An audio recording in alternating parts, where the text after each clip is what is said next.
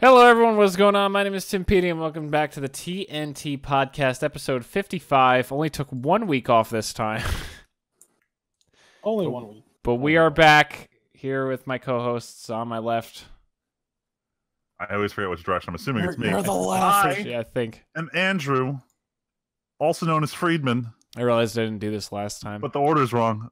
I Sorry, know. Friedman, also known as Andrew, mostly known as Friedman. There you go. That's how I'm supposed to introduce myself. See, geez, man, we're Holy crap. fucked up. And am I right? Oh man, you know what? I'm not Tyler. All right, nice to meet you all. Wait, is That's how fucked it is. Oh my just God. Tyler? That's it now. Yeah, yeah, just Tyler. So not, if you're gonna say Tyler, would that mean you're just Tyler? That's all you are? Yeah, man, that's what I'm saying. Instead of just Tyler, it's just Tyler. We have a pretty light load of news for the past 2 weeks. Some topics we're definitely going to delve pretty deep onto, but we're hoping to finally talk about the best Marvel movies as our topic for the week. Finally get an actual fucking topic instead of just talking about news for an hour and a half. Oh, I can throw more weep shit on if we want to talk about No, we don't. I forgot about some stuff, but it must be irrelevant because I forgot about it. It's probably not, but honestly, who really cares? That's what sure I'm don't. saying. No, we at least have one thing that we're going to spend a lot of time talking about, Tyler, so that'll make up for it. But anyway, to start off with some really cool throwback, and it's actually kind of related to the news we're going to talk about in a few stories. Tyler, do you want to talk about this one since you're the first person on the podcast who messaged me about it, even though I'd already heard it? So I couldn't believe it when I heard about it, but as everybody knows, we've been talking about it for a while.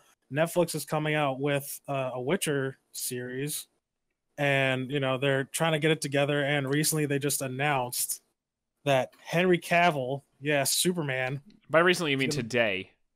Yeah, very recently. As of recording this podcast, September 4th, 2018, Henry Cavill is going to be Geralt de Riv, or the White Wolf of the Witcher franchise.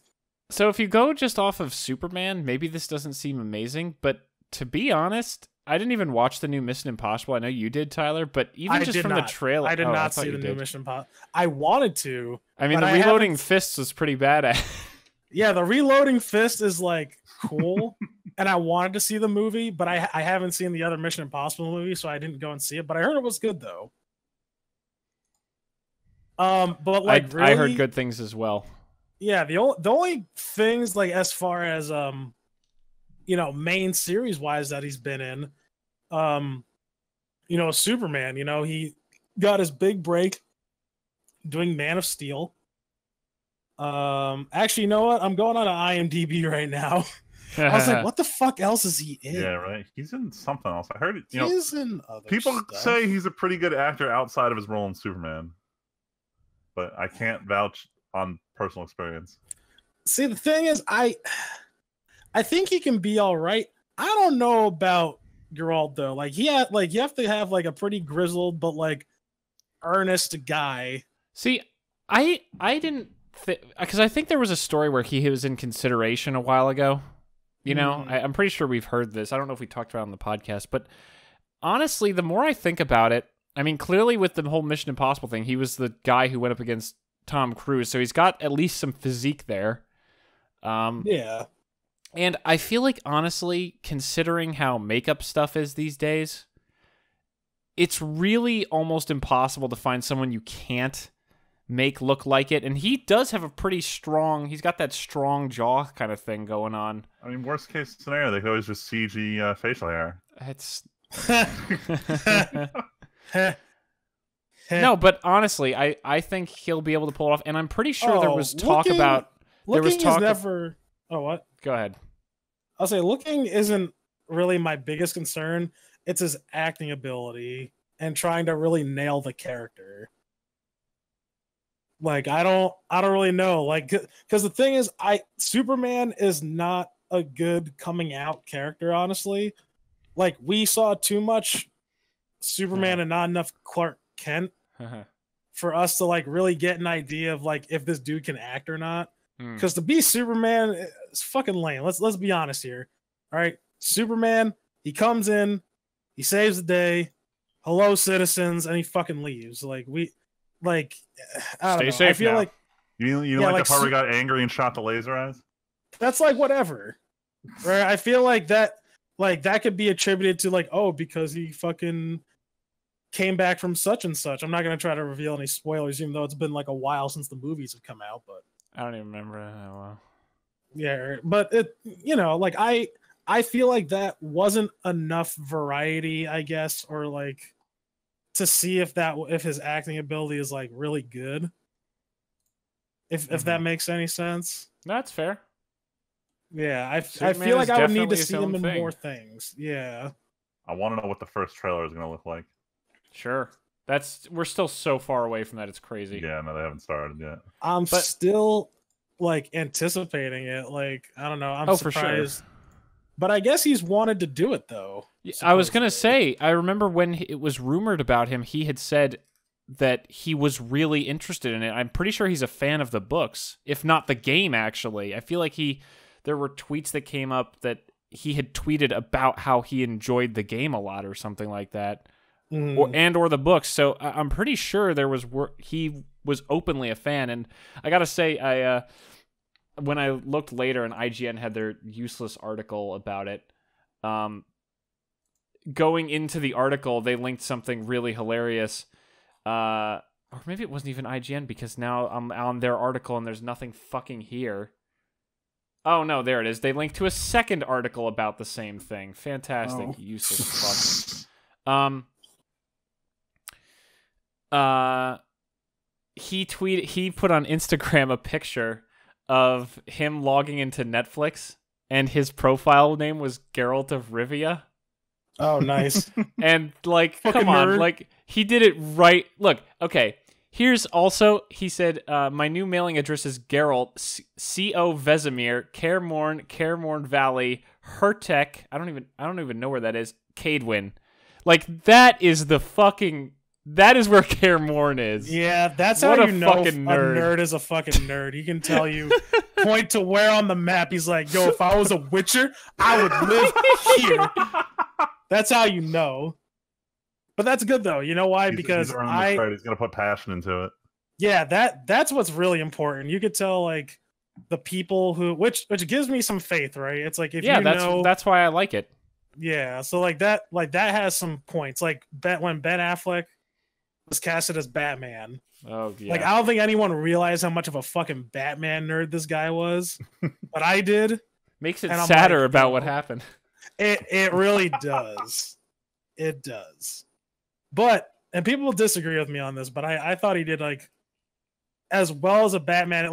I could tell that he really tried. Yeah, I think he did a fine job. I was excited for all of his stuff. And then nope. And then not anymore. So yeah. Anyway. Yeah, I'm still interested. It's gonna be fun. I still need to read the books.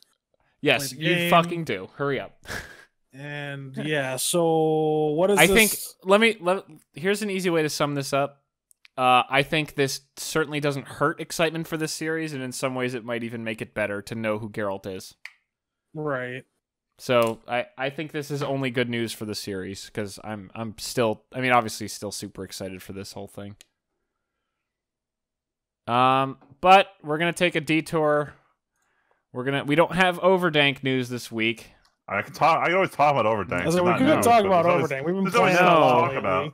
Your guys' special, not me related topic. You don't need to talk about it. See, I was waiting for you guys to be like, but Tim, we got you playing Overwatch all the time lately. We do got you playing Overwatch, not all the time. No, it doesn't work because I brought it up. Now you can't say. Well, I'm just saying. I'm just saying that you enjoyed your time playing Brigitte. Yes, my main is Brigitte. Yeah, Brigitte. She is the coolest. Yeah, you like swinging the mace around. I like swinging the mace and smashing people with mace it. To it's the pretty face. Good. It's pretty good. I like it a lot. I like it a lot. No, but we're gonna talk about some Magic news for just a little bit. Time to go to sleep.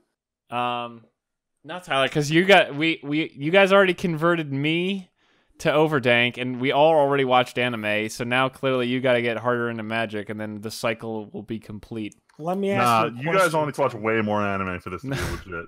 Let's be we have honest. a weeb corner on this podcast. That's the most consistent thing on it. Yeah, well, until we Very get to that true. 1 week where I don't contribute to the weeb shit, but you guys both do. Until then, we'll see.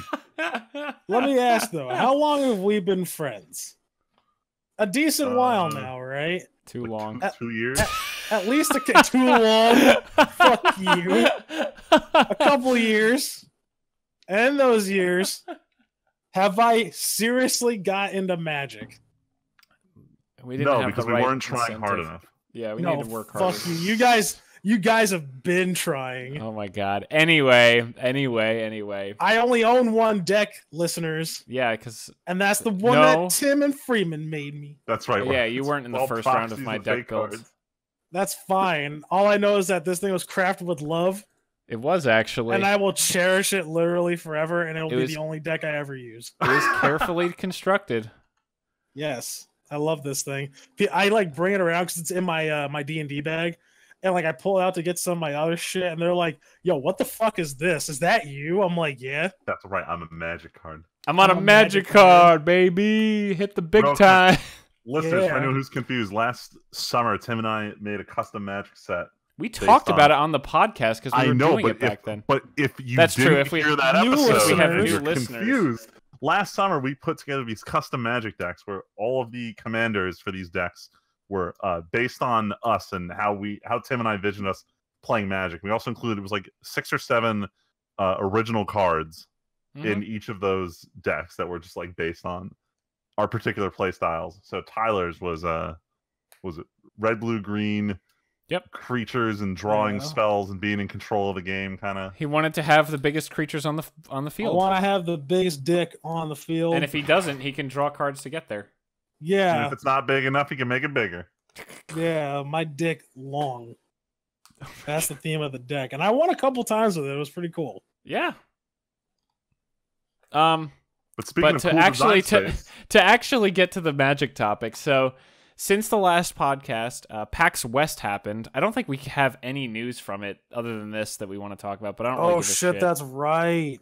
I don't remember anything that came out that was. I meant to important. ask my friend what the fuck was, because I'm I- mad. She goes over there for work. She like cosplays and like helps run booths, and they give her tickets for free. Oh. that's cool. It's not fucking fair. I wish I had tits. Anyway, I think there was also Sekiro footage that was shown. Oh but I don't yeah, know. yo, I'm actually pretty excited for that game. I need to watch Vati's videos about it because he has a lot of footage. I just haven't watched it yet. But anyway, Magic has a panel at PAX West every year, and they usually use it. I believe last year they talked about Kaladesh or something. No, that was something else, wasn't it? No, it had to be crap. What came out that I remember there was a Amon Cat, was it? no. Remember there was a convention last year, like maybe no, it was Rivals? 2 years ago when Kaladesh was spoiled at PAX. That's what it fucking was, because they showed Okay. off vehicles and we all lost our mind. Anyway, Yep. so we got our first preview look at some of the stuff happening in Guilds of Ravnica, the set coming out in a month. I Is want it to say only a month away? probably, yeah, it should be. I don't remember Damn. the exact. Anyway, we got to see what the mechanics are for each of the 5 guilds. So, really, really quick overview. Ravnica is probably the most popular plane that Magic has ever taken place on. Tyler, you've probably even heard the name Ravnica before. You guys have been talking about it, but you know, as always, I like It's tune y'all out no, I know. like I do now. It's basically a plane that is an entire city. This whole city covers the plane. It's kind of like Coruscant from Star Wars. And this plane is built up mostly of the 10 guilds, which represent each of the 2-color mixes of magic, the 2-color combinations, that's the word, of magic. And they each have their own like themes and everything. And Ravnica is basically pretty much the most popular because the two-color players tend to gravitate towards two-color decks, and no plane has had as much impact on the feel of two-color combinations in Magic as Ravnica has. Like, the names of the two-color combinations, like Boros, Izzet, Golgari, Dimir, those come from the names of the guilds of Ravnica. Huh. And these names have been around for, like, when did the first Ravnica come out? Like 15 years ago? 3, I think? Yeah. 15 years ago. And so we're finally... this is the first plane also that is being returned to for the second time. This is the first time ever that we're going back to a plane, and after having already gone back to a plane, and it's being broken up into 3 sets, which is crazy because we recently switched over to the anywhere from 1 to 3 sets per plane, and immediately went to a 3-set thing with Ravnica because everyone fucking loves Ravnica. I don't think it was 1 to 3. They said we'll be on a plane for as many sets as we need, whether it's 1 or whether it's whatever. And they're immediately like, yeah, Ravnica's 3, which seems weird. But... Dominaria, the most famous plane in lore, got 1. Ravnica, the one that won Maro's poll a while ago of most popular plane ever, gets 3. Yeah. People really overall love Ravnica. Anyway, we finally got some cards and mechanics for the 5 guilds that are in this. We have Boros, which is red-white. Izzet, my favorite, which is blue-red. Dimir, which is blue-black. Golgari, which is green-black. And Selesnya, which is white-green. Part of the reason this is interesting, actually, is because this isn't a perfect break down the middle in terms of how the colors break down. Actually, yes, it is. Never mind. I'm high on crack. All the Reddit threads were like, this is a weird set of colors, but it's not. Never mind. There's a lot of cool things happening. I'm really trying to go through this quick, but we keep going off. Shocklands are getting reprinted, which is fantastic for literally everyone. Gotta keep them cheap. Basically the closest we're ever going to come to the original dual lands, and they are played in Modern extensively, Legacy a bunch, even Budget especially, and now with Standard they're going to be so expensive it's crazy, but they need supply, and they're like the lands are the most important thing in Magic, so more the merrier. And we also have the new mechanics for each guild. Boros has the worst one ever in Mentor. Oh my god, that's crap. Izzet has Jumpstart, which is basically flashback, but instead of paying usually a higher mana cost, you now pay the original one and discard a card, which can be cool. I'm actually kind of growing on Jumpstart. Dimir has the strongest thing in history called Surveil, which is basically scry to the graveyard like Search for Azcanta, which is bustedly good. Golgari, which is the green-black and we like death thing, has Undergrowth, which cares about the number of creatures in your graveyard, which is kind of shitty because it's kind of like Delirium. And Selesnya bad versions of already not good mechanics. And Selesnya has the only returning mechanic out of these kind of overarching ones, not like the evergreen ones, which is Convoke, where creatures can tap to help pay mana costs for your spells. Hey, that sounds like a really good ability. And that's why they brought it back. There's also going to be something that pissed off a lot of the people on the Magic subreddit. Tyler, you remember the expeditions, the masterpiece things, the really fancy cards that I have a bunch of? The ones with like the really crazy frames that are all foil. So they've been on hiatus for a while because Wizards basically admitted they ran out of ideas after doing it 3 times. Damn.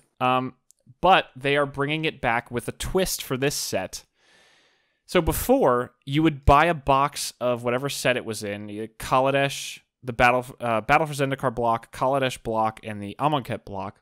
You would buy a pack, a box, whatever, and you open a pack, and there's a chance that one of these ultra-rare cards is in it. For this thing, Wizards is introducing the Mythic Edition, and it's really pissing people off because they are selling booster boxes of the new Guilds of Ravnica set on their website only, not at local game stores. Their website, which, by the way, crashes horribly every time they put the promo Planeswalkers from... remember how we've talked about the Comic-Con promo cards? Mm. Whenever those go on sale in the store, they crash. The store crashes out every single time, and scalpers pick up most of them.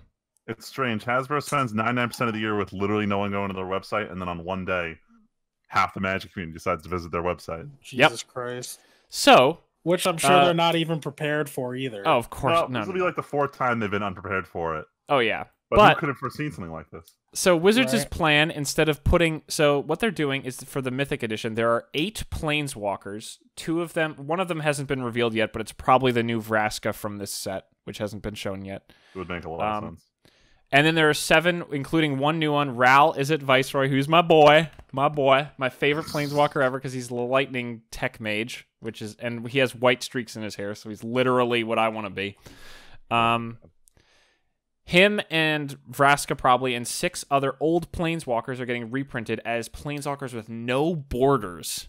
Like, they don't have borders, it's just artwork and their abilities, and it's all new artwork. Some of them look really good, and some of them look like trash.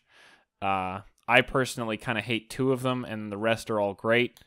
But Freeman doesn't even agree with me on those. So, like, let's be real here. Nico Bolas looks like a pug, but I think the rest are fine. I don't like Liliana the Last Hope much. But the rest I think are all fantastic. This is also where a lot of that artwork came from. I think we might have mentioned on the podcast, someone had posted on the Magic subreddit a poster that they had seen at a mall, and it had lots of unused Planeswalker artwork. It looks like a lot of those are being used for these Mythic Edition things. But anyway, let me finally get to the shitty part of this. Why people are so pissed. They're like I said, they're selling only through the website.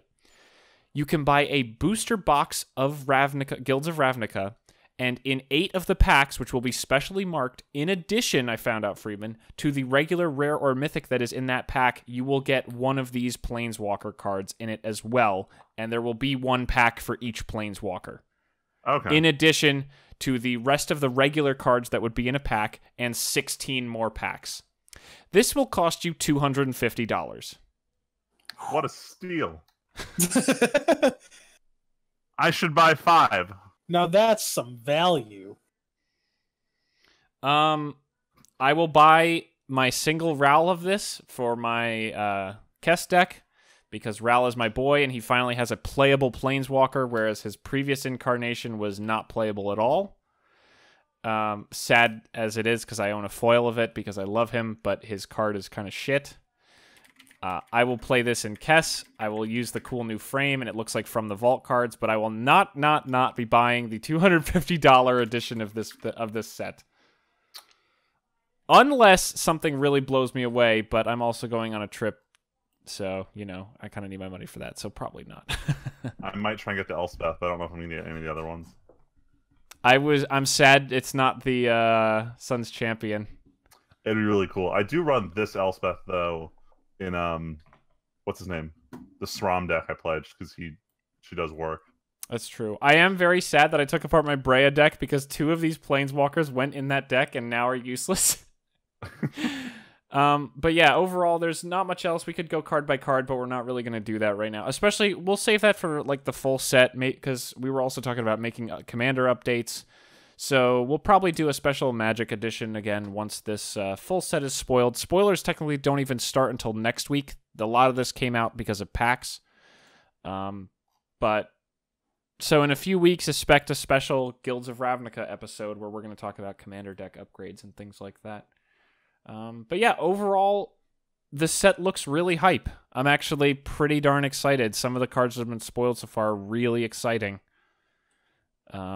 And a lot of them show really cool ideas, if nothing else. So I think so far I'm pretty excited. I need to see the rares. I figured, Tyler. I need to see the rares. I love multicolor, but everything they're showing off right now looks like low power draft shit, and it's not getting me excited for this. Really? I need to see the cool stuff. There's nothing like. Don't get me wrong, Raul Derek's cool, but I don't think we've seen any like the rares from the set. Like, I want to see. We saw Legion War Boss, which is a better fucking Goblin Rabble Master, which is still played in Modern. Right, that's cool. That's that I'm not that big of a red player. But the thing is, they've shown off the mechanics, and now they're showing off like the examples of like, here's the draft shit we do every set with the mechanics. I want to see them Like, show me the interesting build-around card using this mechanic, and then I'll be excited. And I'm not saying they aren't going to. I'm just saying they haven't done it yet, and I'm waiting for that moment. I don't think even by the next podcast we'll have seen it. I think we need like 2 or 3 weeks, honestly. 2 or 3 more podcasts. Isn't only 2 weeks of yeah, it's probably the second half of next week. We'll see everything. Well, Freeman, the spoilers start next week, and they go for 2 weeks, so it's going to be. I thought they started this week. No, I told you it's because this was PAX this weekend, so a lot of this came out because of PAX and a little extra. I guess that explains my disappointment. The 10th is when spoiler week 1 starts, and the spoilers end on the 21st because normal sets have a 2-week spoiler season. Okay, I feel much better then.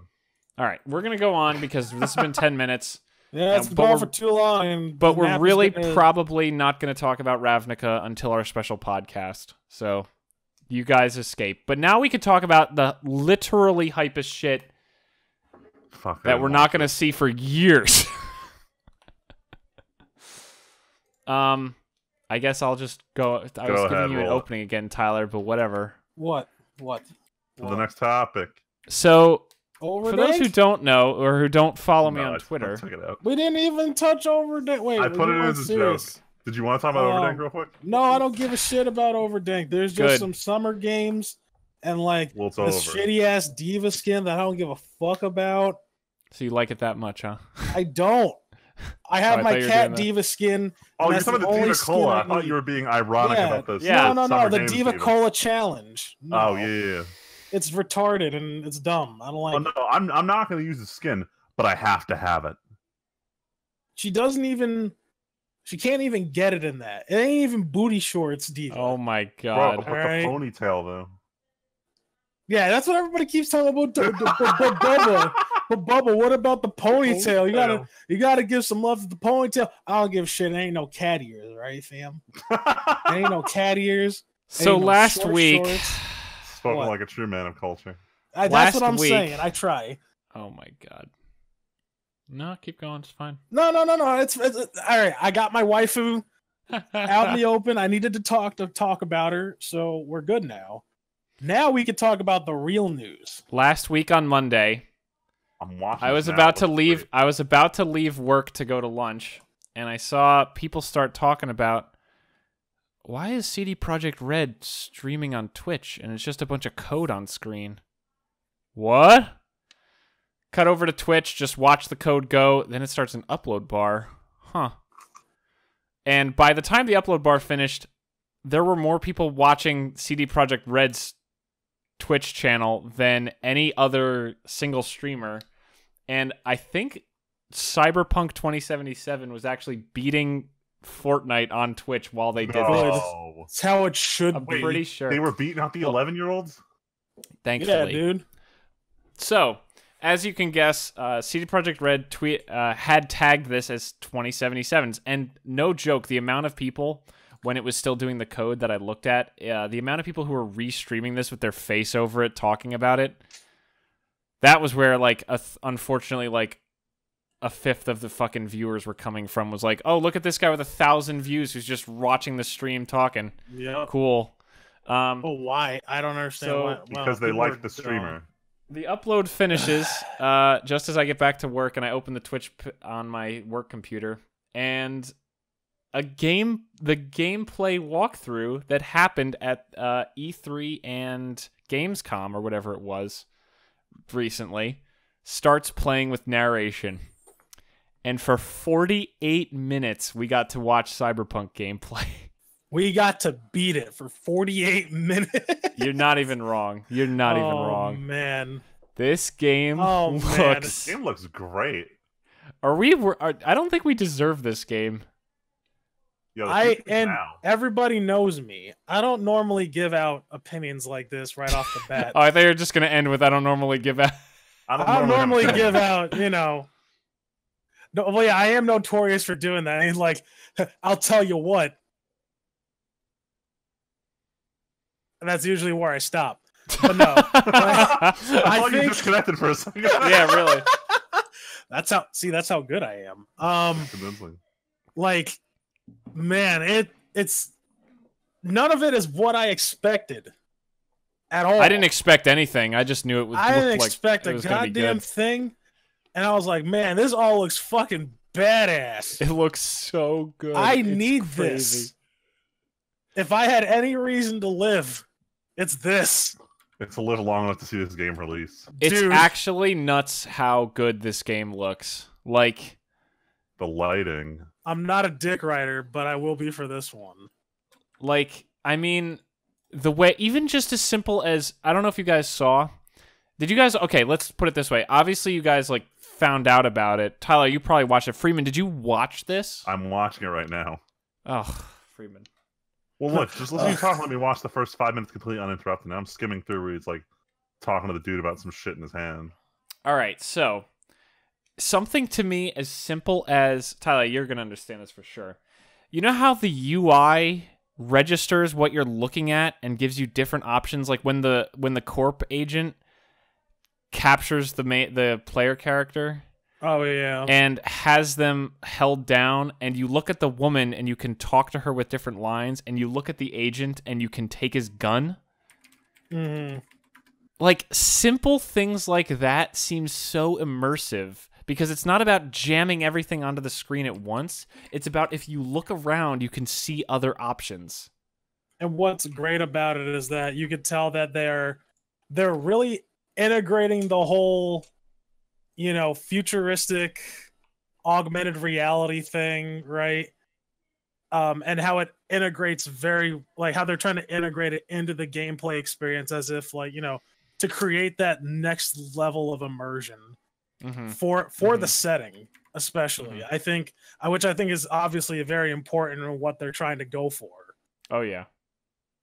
So that's what makes me very excited about this. Like they're taking this project very seriously. Oh yeah.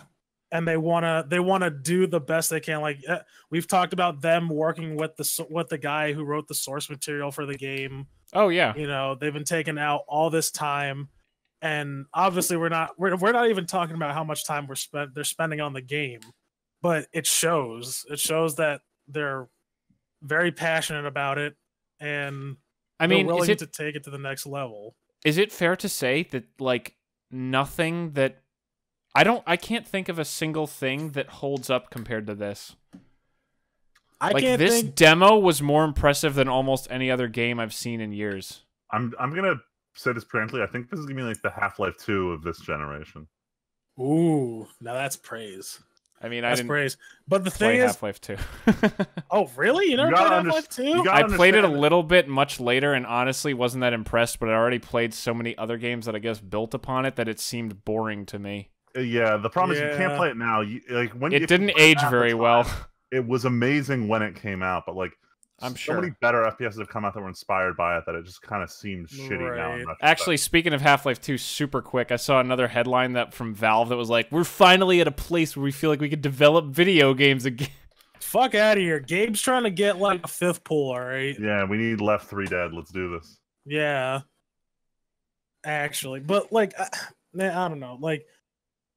I would say I could see as in terms of as an immersive experience, I feel like this game, from the 40 minutes that I have seen, almost an hour's worth of gameplay, right?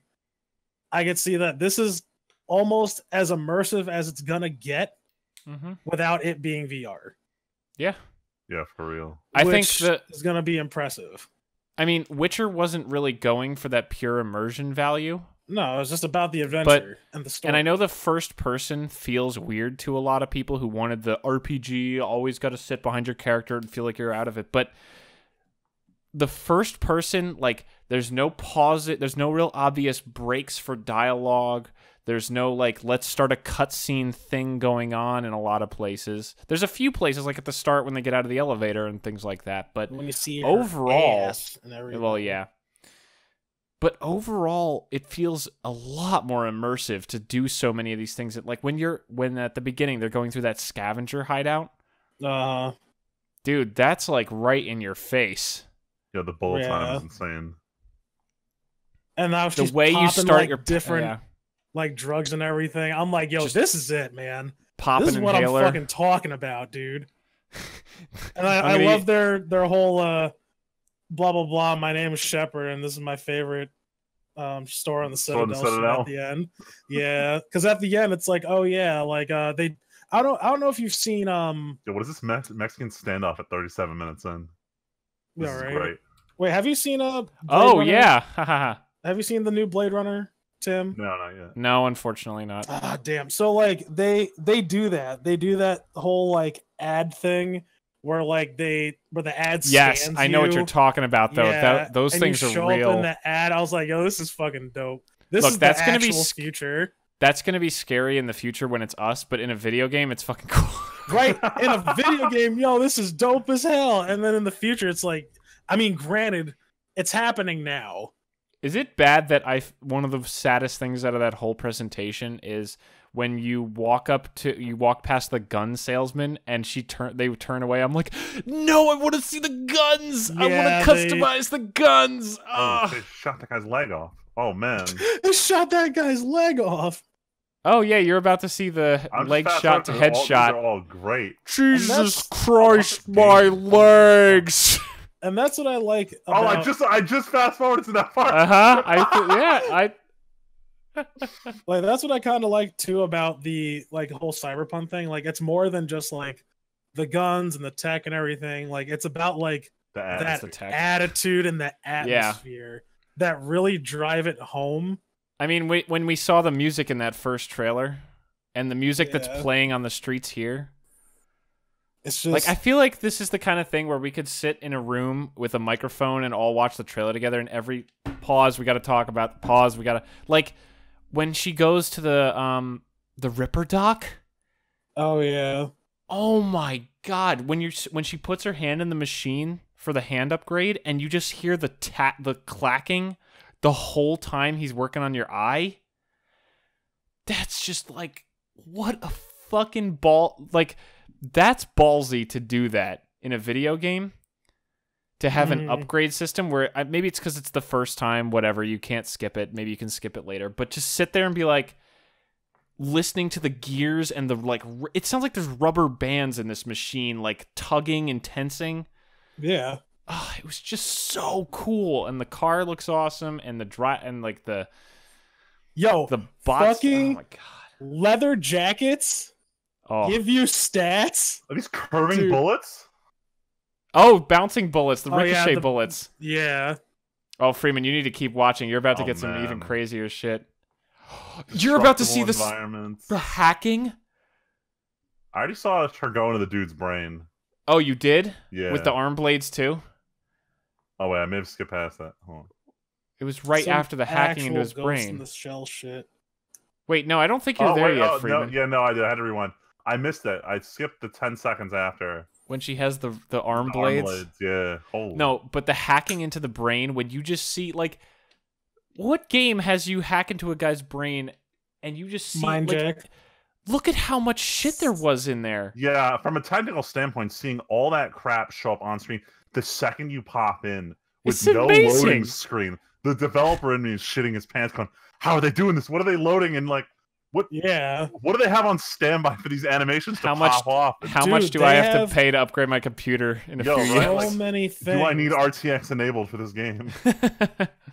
Dude, like, I mean, hell, you guys saw when they walked out into the city from the apartment. How many people are on that street? It's mind-boggling. How are they doing this? It's magic. Doing this? It's magic. Witcher didn't have load screens. Yo, it's except for when you left a region. Vodka and Slavic magic. Just like The Witcher. How are they doing this? This feels like Deus Ex Human Revolution introduced us to what was possible in a kind of futuristic-y setting, and this feels like the game that will be the penultimate future tech game. All right. Yeah, it's gonna kick Deus Ex's ass. It's gonna be great. And I love that game. I love Deus Ex. I did too. I didn't play Mankind Divided yet. I plan on it, but Human Revolution was great. I really enjoyed it. So great. That aesthetic, dude, it was kind of annoying, but it was definitely unique. You saw Deus Ex and you're like, that's fucking Deus Ex. Yeah. Oh man, like fuck, every second of that is just so well done. It's so awesome. I'm so pumped pumped for this fucking game. Have they given a release year? A release year. People are hoping 2020. No one expects next year. I mean, I figured it would come out in 2077 just to be on flavor. But Yeah, right. I think we should move on because we should at least talk a little bit about the Switch and Weeb stuff. But we should honestly try to not take too long with it. Luckily, it's not that much. Hint, hint, Friedman, talk fast and don't waste time on your bullshit. Yeah, I know, hear you only loud and because- clear, Tim. Let's do it. No, only because I really want us to get to a topic and not be like, oh, it's an hour and 10 minutes in. Let's finally get to a topic that we'll talk about for another hour and stay up super late because we're all old people now. All right, so keep with that theme. Let's move on to the Switch news and go fast. So the shittiest Switch news we got out of the last week is that Nintendo is launching their Nintendo Switch online service later this month. Right. Woo, finally. Because they literally cannot figure out a way to market the fact that all the shit you got for free for the last year now costs you money. They're like, oh wait, everyone who signs up can play the online co-op version of the original Super Mario Brothers. And everyone on the internet is like, for real? This is what you're going to advertise as a reason to use your service? So the internet's a little disappointed with that. I'm probably not going to pay the $5, but it means that I wasted money buying Splatoon and Rocket League for Switch because now I can't play either of those games till I spend more money. Yes, unfortunately. Which is why I was hesitant. Like, I was like, oh, I was gonna get Splatoon, and then they're like, oh, time to pay for the service. I'm like, absolutely not. Well, it doesn't help that there are these pro kids playing Splatoon and making every quick play match really fucking boring. Anyway, but that's coming out. I'm probably not going to spend any money on it till the real Pokemon comes out, and I need to connect to Pokemon Bank to keep my living Pokedex rolling from generation to generation. Pokemon Bank. Keeping that going since Gen 3, dude. I'm almost That's done. the biggest fucking... Scam? Yes. No, like, man, that's such a money steal, in my opinion. I understand. Like, how is that? What scam? Yes, it's a scam. It's such a scam. No, guys, it's not a scam. It's a legitimate business strategy. Yeah, it's a legitimate strategy. No. Anyway, on to Switch news I'm happy about. Hyper Light Drifter is launching for Switch on Thursday, and this is being considered the definitive edition with extra Switch exclusive content that wasn't in the other releases. I already owned this game for PC and haven't touched it once, so I'm going to be that guy and rebuy it for Switch because why not? I mean, it seems like everybody these days is like, let's rebuy everything on the Switch because this is the good platform now. Hey, have you guys heard about Skyrim for Switch? Anyway, I'm looking forward to that. I'm probably going to buy that. But then it's one of those games that had a cool aesthetic that I never ever played because it's one of those indie games that just fell under the carpet. It looks so cool. Like, I've wanted to play it for a cool, while. And it plays cool, too. Like, why are we even talking about this other thing again? Because I like talking about the same shit every single week, in case you can't tell. He likes talking about garbage. I like coming up with puns. So, Pokemon Let's What Go the hell? announce some trash later this week. The director of the game came out to make an official announcement saying that he will be on the weekly Pokemon show that airs before the anime, where they just talk about random Pokemon shit for kids. But this time he's going to come and make an announcement. Is it going to be significant? Probably not, considering his last announcement was that Lieutenant Surge is still a gym leader in the game. So what do we expect? They're probably going to announce that Erica is still a gym leader in the game. Woo. The reason I brought this up is they are milking this like advertisement cycle of this because they have literally nothing of significance to talk about because this is a shitty remake and they fucking know it. And it makes me angry. They know it. It makes me so fucking mad. But you know what else makes me mad? Weeb shit. That's right, weeb shit. Let's do it. Rolling through this. Fantastic. For anyone who likes watching trashy shonen anime, much like myself, seems like trash. Black Clover, which started off really shitty because it had the main character yelling all the time. I'm pretty sure I sent you guys the video. Yeah, that's why I said it's shitty because that's what I saw. Has turned around real hard ever since episode 6, where the main character's like, maybe I should stop yelling all the time and start doing something. I'm not paraphrasing. That is exactly what he said, and the show immediately got better. And it's actually the point where it's watchable. But it's closing in episode 51, which was the announced finale of this season. But then they said, oh, wait, season 2 starts the next week, so don't worry. So it's like it's not even ending. I'm excited. That was my Saturday anime, so we'll keep that one rolling. But into not so happy news, it seems like Studio Shaft is announcing that they're losing a lot of their top animators who, I don't know if they're going to other studios or straight up dropping out of the industry. But Shaft is one of those companies who they always rush their shows and overwork their workers, and then they're like, fuck it, we'll just fix it on the Blu-rays. And they have this reputation. But for the last couple of years, they've been working on one series almost exclusively, the Monogatari series, which I don't think even Luigi has watched. But it's pretty popular, but it's a demanding show to animate. And a lot of the studio is either just like tired of working on only that series, or they're just kind of exhausted because of the release pattern. And it's really shitty seeing that Shaft, who is an otherwise like one of the like top-notch, good studios, is now losing their animators because of shitty practices. And I hope they learn from this. I hope they improve. I'd really hate to see the last part of the Monogatari series just start sucking, considering how well animated it's been so far. But I've been kind of talking about this week to week. The anime industry is, or the animator industry is in a shit place. And I don't know if it's going to turn around anytime soon. It ain't. It's not. It's not like they don't have the staff to pull up these productions that went week to week like classic shows, such as the original Pokemon series. Which, what do you know? It looks like Twitch is watching that one right now. So, no response to that transition. All right, fine. I was just letting it roll, dude. I didn't want to interrupt it. Roll. I was watching it. I want you guys to like bounce off my bullshit comments. Anyway, so Twitch. Nah, fuck you. Twitch, which successfully I'm gonna let you hang out to dry, Freeman. I wanted to let you roll. Crunchyroll watch weekends as long as like that 2-week-long Let's Watch Yu-Gi-Oh! With 50 million commercials they did were such great successes that they got the rights to the English dub of the original Pokemon series, and they watched it with Twitch chat on. And I just want to let viewers know, you may think dub or sub or whatever, but the Twitch version of any anime is the definitive version to watch. Oh my god. It's an experience like no other. I wasn't able to watch most of it live, but I saw a lot of the stream highlights, like Bye Bye Butterfree, and the entire chat is just Bible thumping. It's great. I'm pretty sure it's still going, so if you want to catch that, it's probably past its prime. They're probably like Johto now or something. What are they at? Let's find out. I don't know if it tells you what episode they're on. No. It would make sense. Like I said, last night I watched. I told you earlier I watched the Blaine's gym leader or whatever. They're on Gym battle. Yeah, they're at the beginning of Johto. Or no, they're not. No, they're about to go to the Indigo Plateau, and they run into that dude who has a Marowak and only a Marowak. Oh yeah. What a champ. And there's just a video of every time Marowak died, and everyone's in the chat is just like, "Oh my wamo shinderu." Oh my. But yeah, this is a lot of fun. I love the chat. Definitely the superior way to watch anime. Oh my god. But let's move on to some not so superior ways to watch anime. Hey man. Crunchyroll had a rough week. As it does every week. They tried to recover. There were some good announcements from Crunchyroll this week.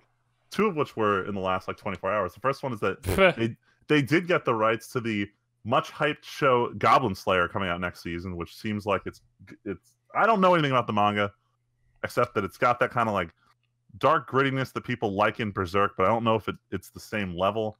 Point is, I'm excited to watch it.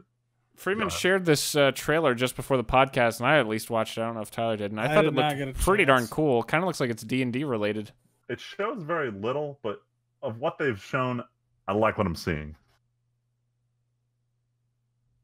Todd, do you want to say anything? Or I didn't see it. I didn't see it yet. It's worth a shot. This Goblin Slayer thing? Yes. Let's see here. You said Berserk, and it piqued my curiosity. But will it grab my interest? We'll find out. You had my interest. Now you have my attention. But while Tyler's watching, they also announced that they are going to be airing JoJo Part 5 as it comes out, which is great to hear, and also to no one's surprise, considering Crunchyroll had the first 4 parts of JoJo, which is great. I think it was Viz who used to own the rights to JoJo. I think Warner Brothers technically owns it now. So there was some suspicion that Warner Bros. Was going to cheap out and try and be like, oh, it's Hulu exclusive or some shit.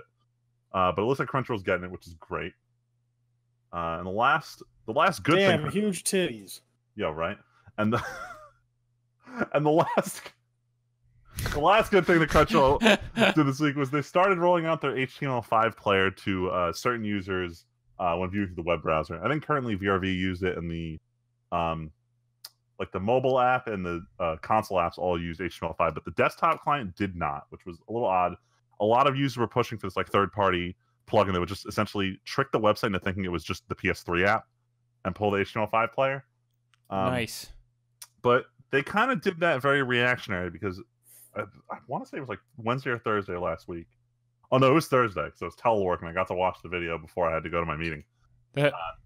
Digibro, one of the more divisive members of the Anna tuber Who you keep saying sucks and then keep talking about watching. Holy fuck, he triggers the shit. Half his videos are legitimately like good critiques of what's going on, and the other half are just pure garbage. But he puts up this video called Crunchyroll, please stop, or something along those lines. Jesus. And I open up like, what's he bitching about this time? And the video was 50-50. It was half of the video was him calling out the fact that Crunchyroll claims to be this industry leader, but they still are running this Flash player on their website and refuse to switch to HTML5, despite the fact that their beta started 3 years ago. Nice. So he calls them out on that, complains about the entire like vulnerability of Flash and why they're still doing this, and how at their current rate they're not going to release it in time to meet the deadline for when Flash is no longer supported.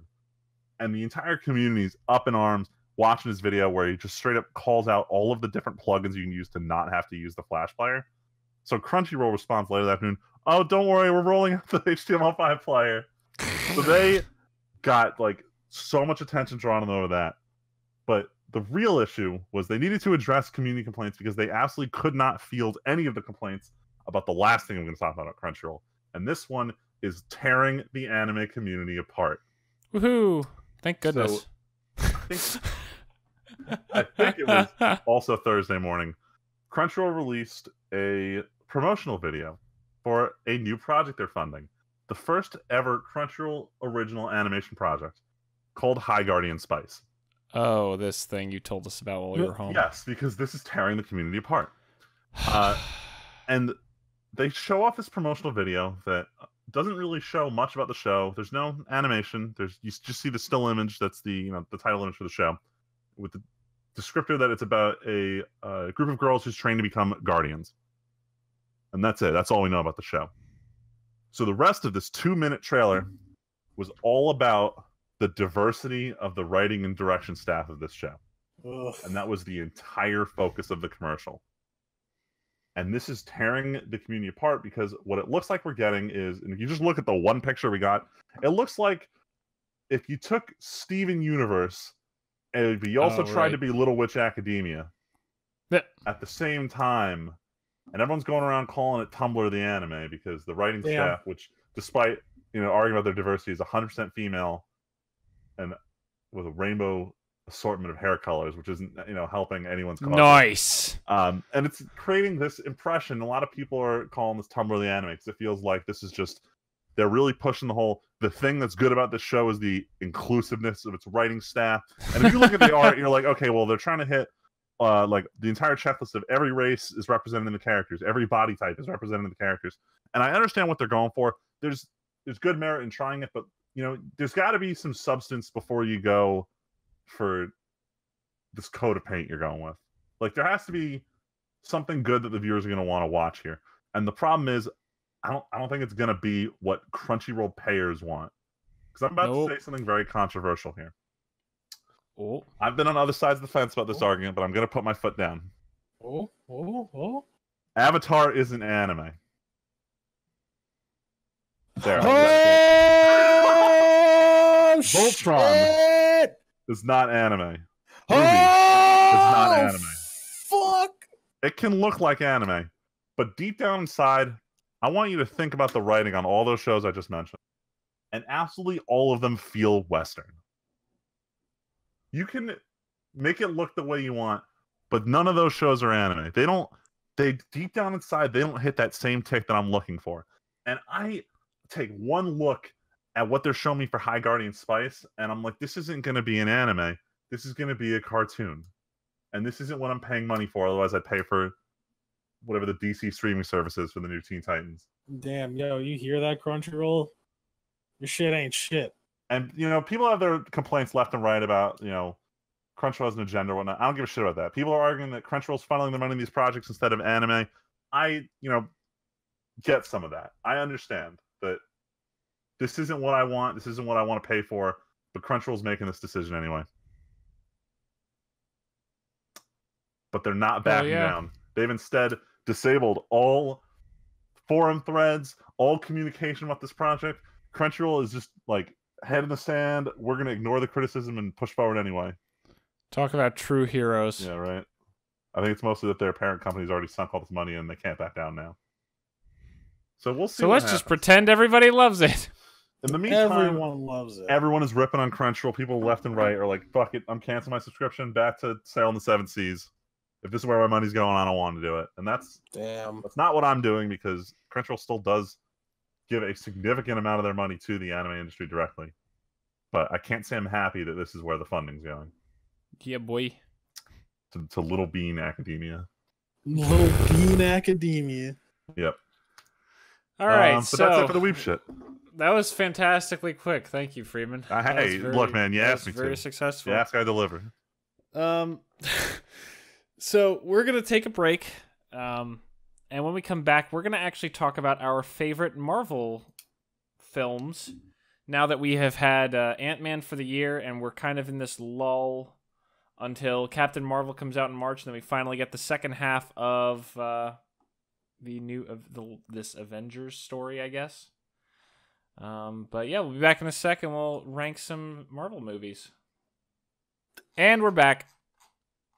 We're back. We're gonna finally live up to the topic that came up like a month ago as a suggestion. That's right. Yes. We're just gonna cover news. That's it for the podcast. We'll see you guys next time. Mm-hmm. So we're gonna kind of break down. So this is being recorded in late September 2018, and we're gonna talk about all the movies that have come out in the Marvel Cinematic Universe up till this point, and kind of break things down for you guys about in terms of what we like, what we don't like, what we look forward to in the future, and how sad it still is that James Gunn isn't going to make Guardians 3, and how that bullshit hurts the whole thing. But let's go way back to Phase 1. In Phase 1, we started out with Iron Man in 2008. Then we had the Incredible Hulk movie, which was kind of retroactively added, it feels like. Yeah. Iron Man 2, Thor, Captain America, the First Avenger, and Marvel's The Avengers. I guess we'll just start off with what do you guys think is the best Iron movie? Man. Yeah. So I'm torn between two in particular. Iron Man. I mean, I'm torn too, but I know what wins. Nah, man. It's really hard. I'm not torn. The obvious choice for me is Iron Man. I cannot decide between Hulk and Iron Man 2. It's all right. No, I'm being completely Hulk and Iron Man. The actual two that I can't decide between is Iron Man and the First Avengers. I mean, it's Iron Man, but Avengers is the close second, and then Avengers everything else kind of is great. farther behind. Yeah, nothing like Avenger. Just like with Iron Man 1, nothing had existed like that. Nothing had in anything existed like the Avengers. Yeah, I think like so. As movies go, objectively, I think the most stunning, the most impactful and important movies was obviously the Avengers. Mm-hmm. In my opinion, I think it did something. I mean, we can talk about crossovers and they did it for the most ambitious crossover, but it's some like the Avengers, right? Was that big, huge project like this really hasn't been done before like this, to really start a Marvel Cinematic Universe the way it did, this was it being the end cap of the first arc was very important. And I think it was as a movie, it was very good. It was a very good movie, solid movie. And it showcased everybody's abilities equally. As far as my favorite movie though, and I know I'm going out of turn, we didn't actually start an official turn. I like Iron Man because of its character. It was fun. It's a movie that I would consistently watch over and over again. Even to this day, I would still watch Iron Man 1. I think it's fantastic. Even the side characters are great. Robert Downey Jr. is great. It's just a solid movie to watch. And everything, and literally everything else in this list sucks. I don't like it. In my opinion, my not so humble opinion, I thought Incredible Hulk sucked. I thought Iron Man 2 sucked. Thor, trash. Captain America, don't even get me started on Captain America. Hold on. Hold on. I apologize, viewers, listeners. I'm being summoned. All right, we're gonna let Tyler go for a minute because he's gonna go. He's getting summoned away. What if he got summoned by a fan of Captain America the second he got Captain America? I was gonna ask him before he left, but we will pick it up when he gets back. What the worst one is, but I already kind of spoiled. I agree with Tyler. Iron Man 1 is pretty much one of the strongest movies in the entire MCU, much less Phase 1. I rewatched it a few months ago with Val, and you didn't miss that much. I was just saying, I agree with you. Iron Man 1 is still fantastic, and it's still entirely rewatchable. Like, the way the music is in that movie, the how way they play Iron Man yeah, at the end of the movie was fucking great. Well, that was pretty solid. I am Iron Man. Like, that shit actually got me hyped to watch it again when I remember this. When I left the theater for the first time. Yeah, I know. This is also definitely this is one of, I think, 4 movies I've ever seen twice in theaters. Really? Mm-hmm. Really? I've seen a bunch. I've seen might have been the first one twice in theaters. Too many. But yeah, other than Iron Man, I mean, Tyler, I was going to ask you before you left, what do you think is the worst? I know you said you don't like anything except Iron Man and Avengers. I really want to say Captain America. But it's not. It's Thor. Yeah. Keep going. Yeah. It's Thor. In my once again, not so humble opinion, I think it's Thor. Really? Yes. Oh man, I just don't like it. Like, even Chris Hemsworth, right? Like, this is the first time I'm really seeing him in anything, too. But I'm like, it's got some other people in it. It's got that scientist in it. He's in stuff. Natalie Portman, she's hot. Right? But, like, man, the whole hammer appearing in the crater, the lines delivered, it was just hard for me to get into. It really was. Like, the acting and the story just felt like, I don't even remember what Thor is about. Like, I could tell you what Captain America was about. I can tell you what Iron Man 2 was about. Like, even The Incredible Hulk, even though I haven't seen that movie literally since it came out in theaters, I could probably give you an idea of what that was about. I remember Tim Roth was in it, and he turned into the big fucking Hulk guy. He's like, yo, this is the only way to stop it. I remember that. I cannot tell you really what Thor was really about, aside from him trying to get his hammer back. So for me, maybe it's because I just never really thought of the original Hulk, the Hulk movie, as part of the MCU until they kind of just announced it was, or if it was something to do with me preferring Edward Norton as the original Incredible Hulk in that Hulk movie from a few years before that doesn't count. I would probably say that while Iron Man and Avengers are on top, Hulk for me is definitely at the bottom. Yeah, I simply can see because that. I have wanted at some point to rewatch every other movie in Phase 1, or at least been okay with rewatching it. I feel like I would actively not really want to watch the Incredible Hulk, and part of that is because Mark Ruffalo has done such a good job as finally making the Hulk cool. Yeah. I don't want to see someone else be the Hulk. So it's not entirely fair to the movie, but still, I really don't have any desire at all to go back to the Incredible Hulk. Like, you guys saw that I have the briefcase, the Ultimate Collector's Edition of Phase 1 or whatever. Mm-hmm.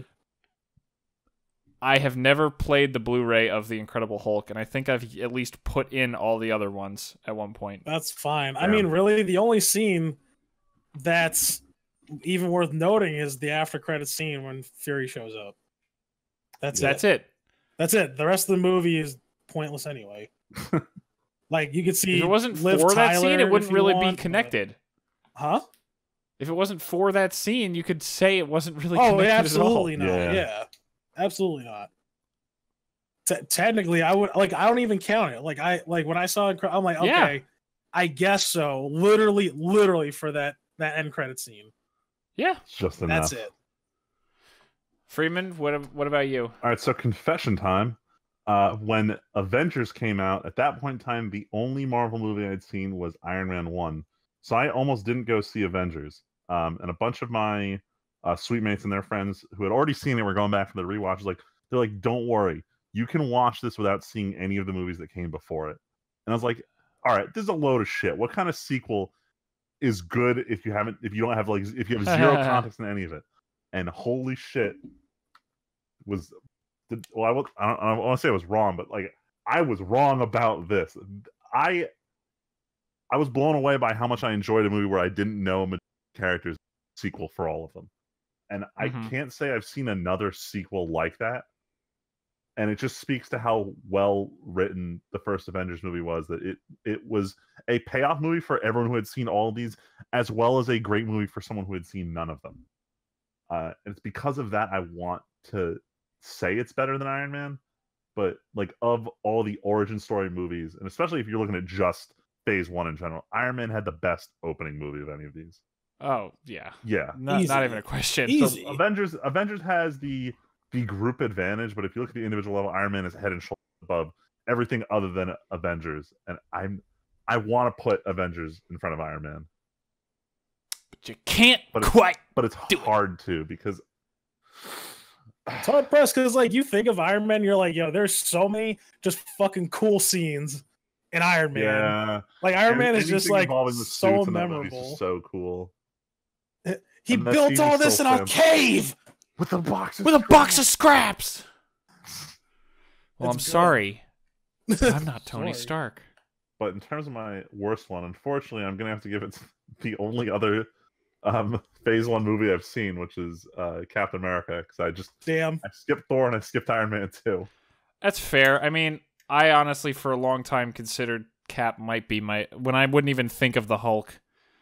I thought Cap was probably the worst, because I did not like Captain America, because I went into the movie, I'm like, you know what? I already fucking hate Captain America, and I can almost guarantee you that this is just going to be the same bullshit. Yup. And I was like, well, this was a waste of my motherfucking time. It was. I was like, man, I want my $10 back. You know, and that was my fault. I was like, I just really I want to see the Marvel movies, and I know that this is going to be an important movie. I have to see it, and I was like, this is fucking lame. Yeah, but Leslie will yell at me because she's like, oh, Bucky! Technically, he doesn't have a metal arm in this movie, so he doesn't really count as a person, you know? No, you don't understand. No, Tyler, stop. I'm trying to help you. There is no helping me. You have to understand that. There is no helping me. Oh, my God. All right, so just in the interest of time, just because we're all old people, yes, we'll move on to Phase 2, which is... so Phase 1 was 6 movies. Phase 2 is also 6 movies. We have Iron Man 3, Thor the Dark World, Captain America the Winter Soldier, Guardians of the Galaxy, Avengers Age of Ultron, and Ant-Man. We started with Tyler Freeman. What do you think of Phase 2 overall, and what's your favorite and least favorite? So I haven't seen Dark World, and I haven't seen Ant-Man. I've seen all the others. But of the 4 remaining, which is Avengers, Guardian, Captain America, Winter Soldier, and Iron Man 3, honestly, I'm gonna probably say Guardians is my favorite of these 4. I didn't hate Iron Man 3 as much as everyone else did, but I also didn't like Avengers Age of Ultron as much as everyone else did. I was really underwhelmed watching that. I think you'd be surprised. I think you are overestimating how much people like Ultron. I guess people hate it, but like a lot of people were not happy, not as happy with it as they were with the original. But when I was catching up in time for Infinity Wars, I think Winter Soldier was the first one I hadn't seen in chronological order that I had to catch up on. So I really liked Winter Soldier, given that I didn't like the original Captain America. So I was surprised about that. Yep. And Guardians was just, and I'll bring this up, the origin movies. It's, as time goes on, they get so much better at doing the origin movies for the Marvel films. And Guardians was the first time where that atmosphere carried the movie even more than just the characters. And I think that just as a movie as a whole, Guardians is really good because of that. As we spoke earlier about aesthetics and Cyberpunk 2077, it's the same kind of thing that made Guardians probably my favorite one in Phase 2. What about least favorite? Yeah. God, we all know it was Dark World. Well, I haven't seen Dark World. I didn't want to say something since Freeman hasn't seen it, but you never need to see Dark World. It's people tell me trash. Dark World, but I'm probably gonna say Ultron because, like, I'm not gonna lie, I didn't hate Iron Man 3 as much as everyone else did. I actually really enjoyed it, so I'm gonna say Ultron's probably my least favorite in Phase 2. But I probably still need to watch Ant-Man. Ant-Man, I would watch. Okay, I would watch Ant-Man. The first one is one of the. It's similar to Guardians. That's just a lot of fun. But it's also less galaxy destroying. I guess I'll go next since just because ordering in my head is hard. Phase 2 is I think it's fair to say, we'll probably reiterate at the end, but it's definitely the weakest phase for me. A lot of the first two movies coming off of I feel like if the Avengers hadn't been so strong, Iron Man 3 and Thor: The Dark World could have really slowed down the train that was the MCU. I feel like that was actually a pretty shitty year, 2013, because we had looking at the dates on Wikipedia, Avengers came out in May 2012. Then in 2013 May, we had Iron Man 3, and November was Thor, and then April was Captain America. Between Avengers and Winter Soldier, we only had two pretty mediocre movies, and that definitely feels to me like that was the closest to the danger zone of it being kind of done. I'm not gonna lie. I thought that we'd hit the peak of Marvel with Avengers after those two had come out, and like they were promoting Winter Soldier. I'm like, no. Yeah, exactly. And it's like, is it? Are we dying now? But are we dying? But I will say that the phase ends strong. I want to say that Winter Soldier is probably the best movie in this phase, but considering I have a literal Peter Quill jacket and Star-Lord might be my second favorite character after Iron Man in the entire MCU, I'm going to go with Guardians 1 as my favorite movie in phase 2, because I just fucking love, like, the amount of fun that you can see they're all having. It's just, it's so, especially coming off of Iron Man 3, dour, a little bit of jokes, but kind of too silly at times or too serious. Thor: The Dark World was so up its own ass, it was pitch black. Winter Soldier is a fantastic movie, but it's not a happy one at all. So coming off of all that with like, let's play all this sick 80s music and fly around in these colorful spaceships and all this, and they're all cracking jokes and they're all mad at each other, and it's just fucking hilarious. It was such a breath of fresh air. I can't get over how much fun it was. The only other one that's kind of up there again is Winter Soldier is probably the best one. And certainly outside of Ultron, maybe the most impactful for the entire MCU from that phase. Obviously, Age of Ultron brought everybody together. I don't think...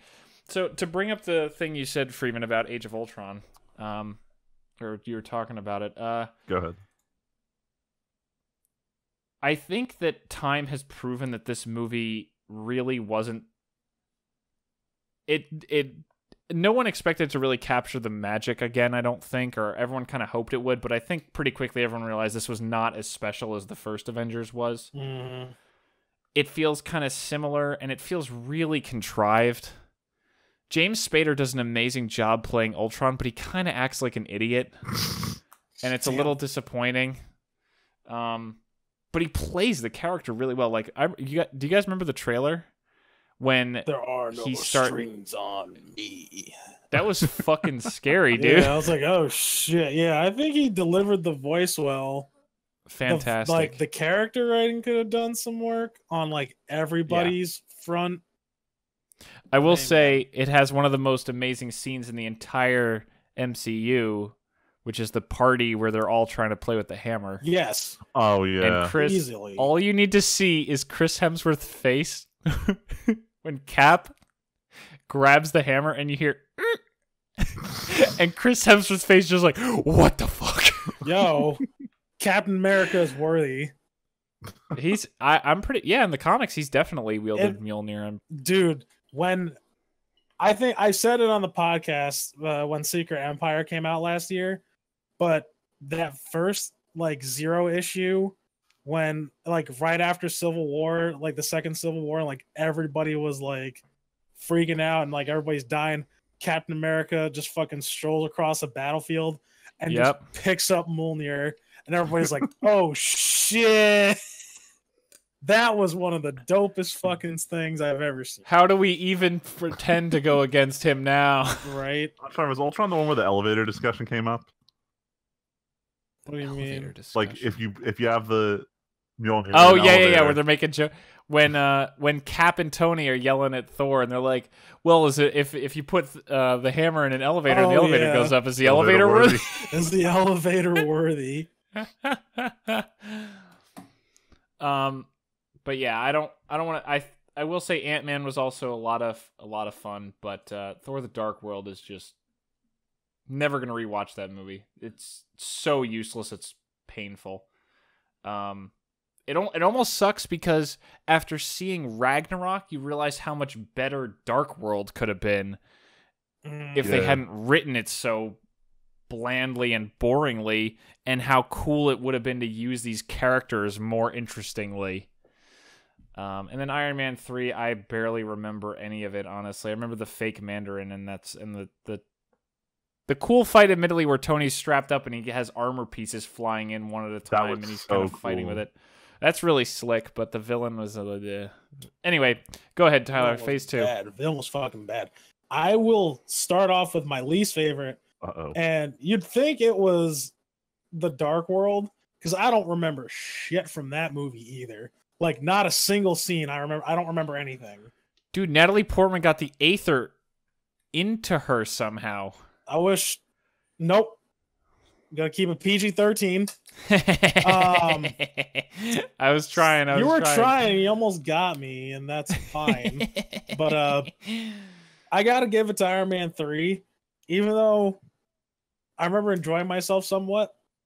So I was never the biggest Iron Man fan. Like, I actually, before I started watching the movies, I will admit I was never the biggest comic book fan. Like, I did watch the shows a lot, obviously, but you know, which kid didn't, right? Like, who didn't watch X-Men or, you know, whatever. Me. Right? Yeah. Wow, really? You should watch X-Men. It was good. Yo, X-Men was good. Or like The Amazing Spider-Man. Like, I watched those shows. But I never read the comics, and you know, I was never really into Iron Man either. And so I was like, oh, I hear the Mandarin is like his main one of his main bad guys. Badass. And so I'm reading about him. I'm reading about the Mandarin, and I'm like, huh. So this guy who finds a bunch of rings, basically, right? He throws them on, and like they're all like magic alien tech. And like after it crashing onto Earth, and so he gets these rings, and he basically just does a lot of fucking magic shit with this alien technology, right?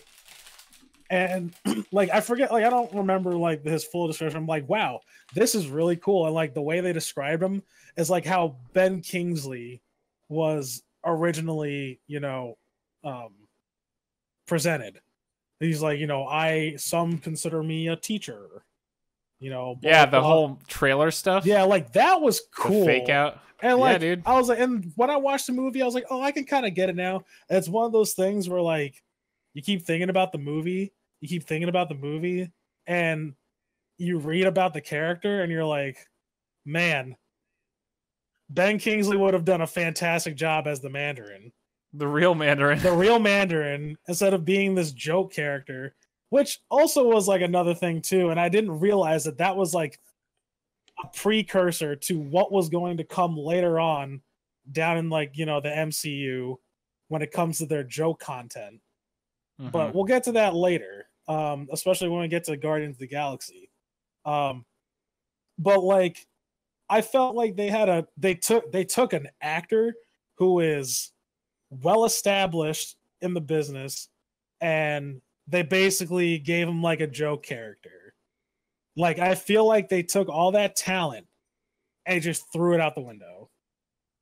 That's the way I see it. A lot of people disagree with me. They think it's funny. They're like, oh, it's kind of cool. Ben Kingsley's doing this funny thing. Like, no.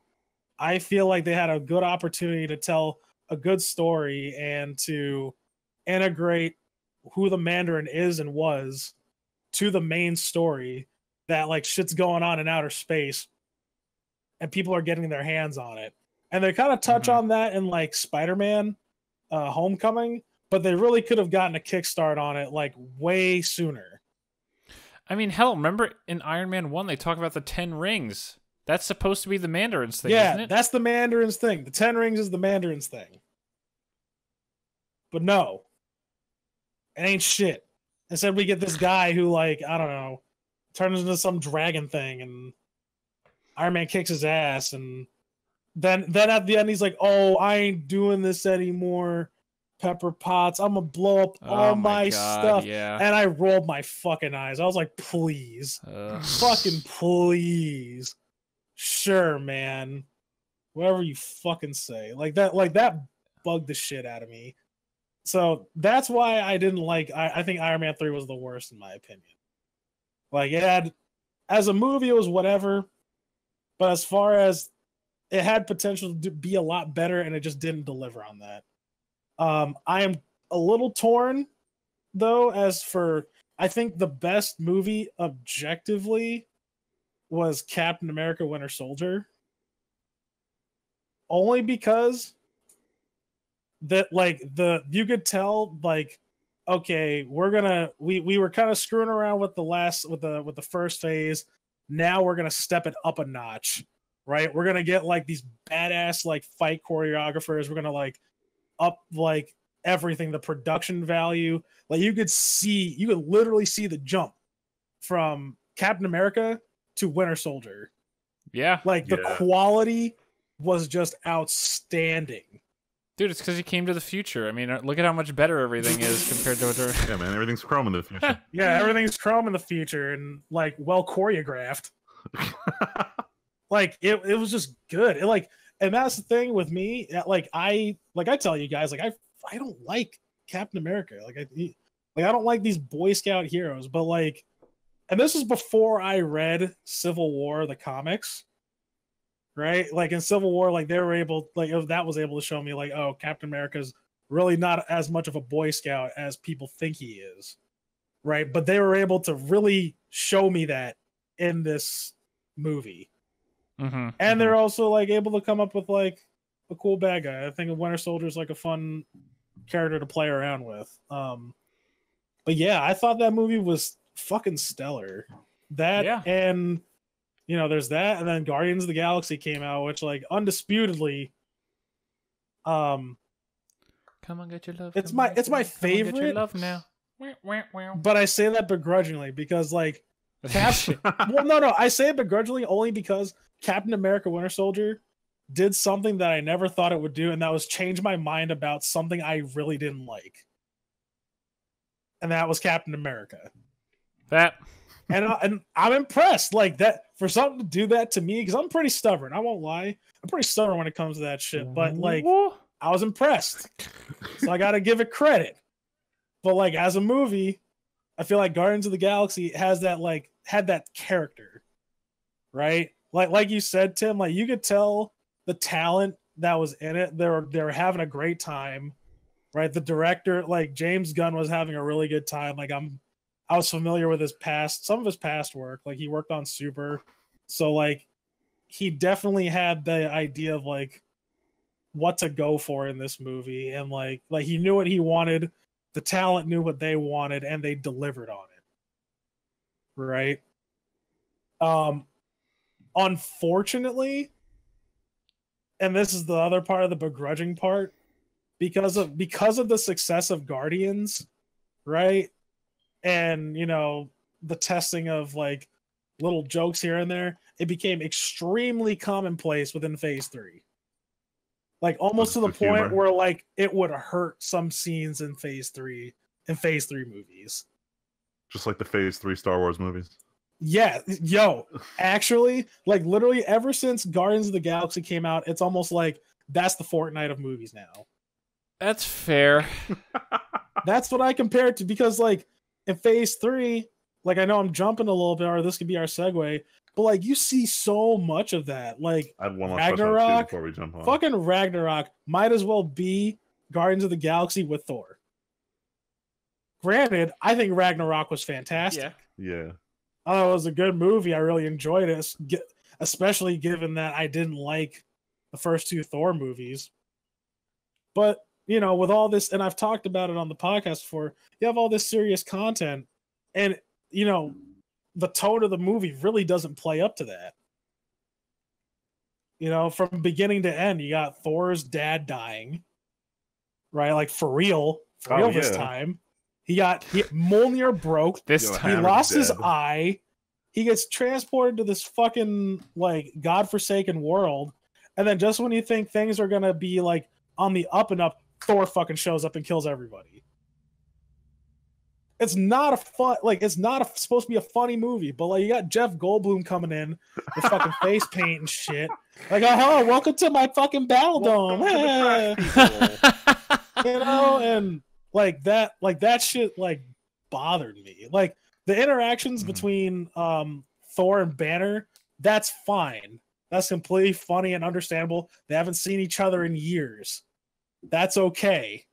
But all the other stuff in between, I felt like, or like the whole Thor and Loki, like, oh, let's do the one thing, right? Like, oh, let's do help.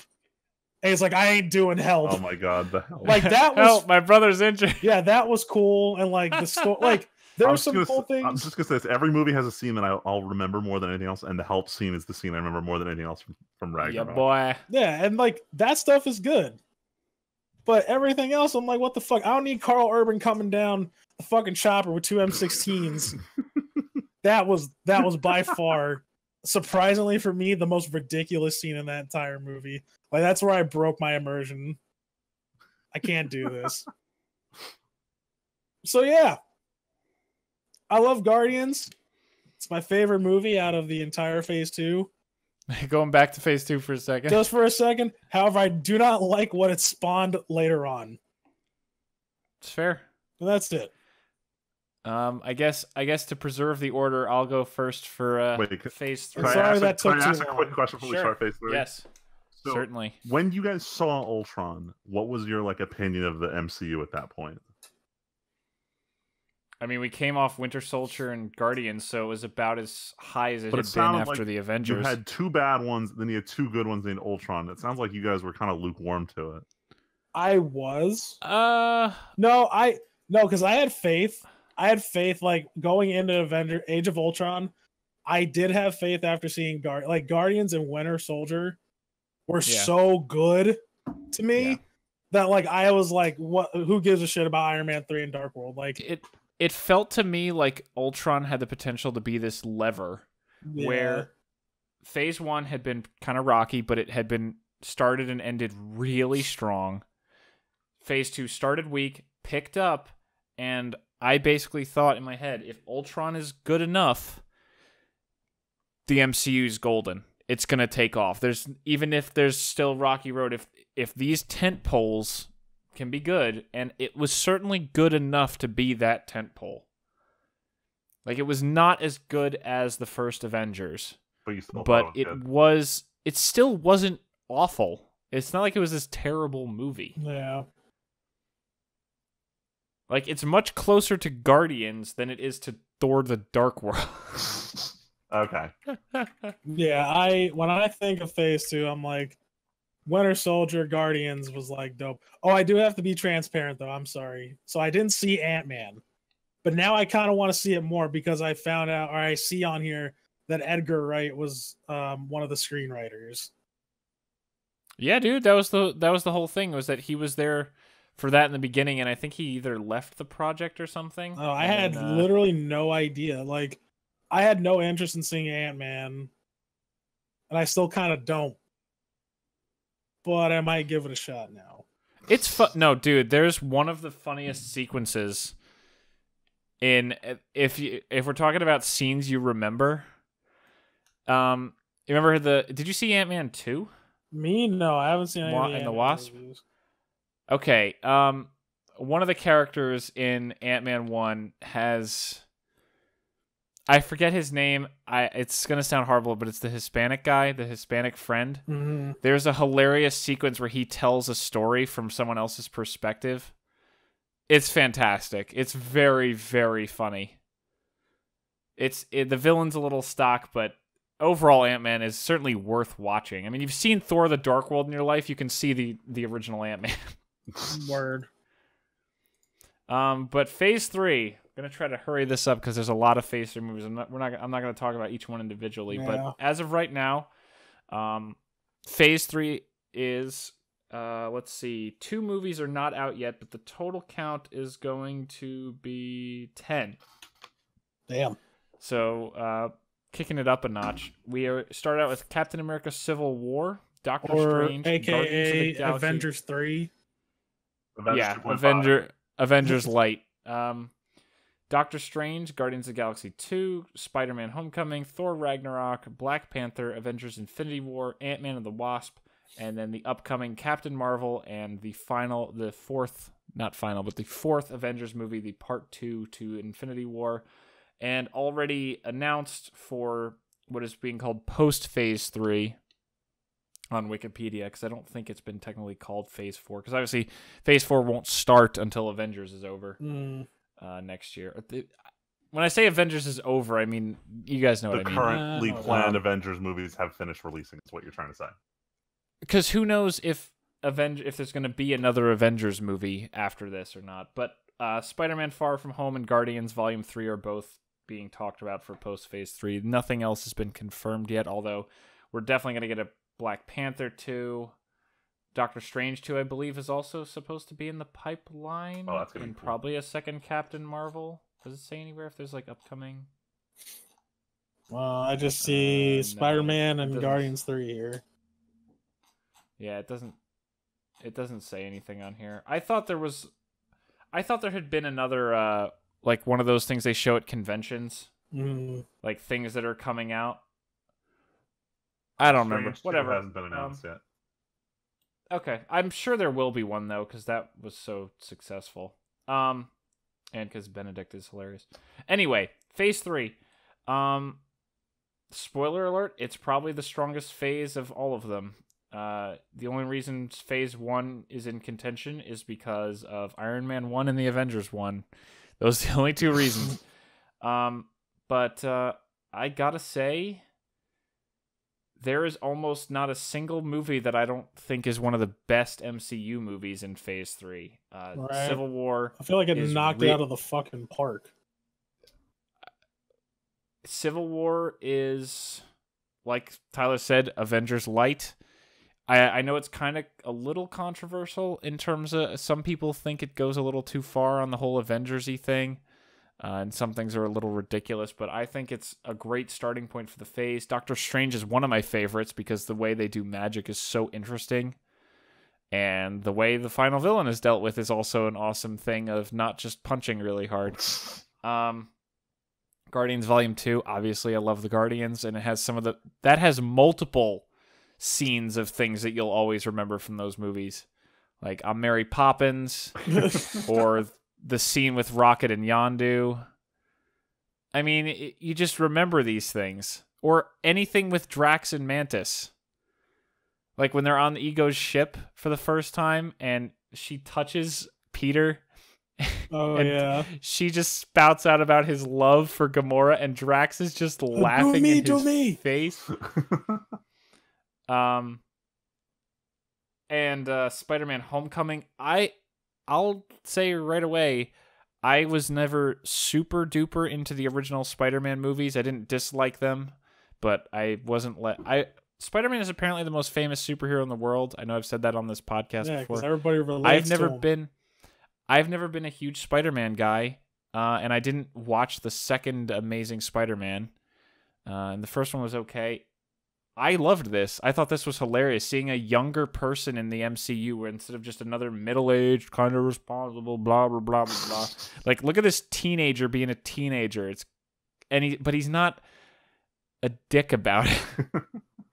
Like, I feel like they could have so dangerously gone kind of meme-heavy, as horrible as that sounds. You know what I mean? Oh, no, seriously, though. They could have. But they just made him a goofy teenager, and I think it was hilarious. And Thor Ragnarok turns around the Thor character from his mediocre and bad offerings to one of the best in the phase. Black Panther, obviously, even without the whole cultural thing, was a really, really good movie. And Infinity War, fucking way to close it all out, assholes. Like, wow. Way to close it all out with everybody dying. No one, I think, actually believed the hype of, look at these, like, 30 characters all fitting in one movie and feeling like they have their own identity, and they did it. There's a reason the most ambitious crossover phrase became a meme, because no one thought it would actually work.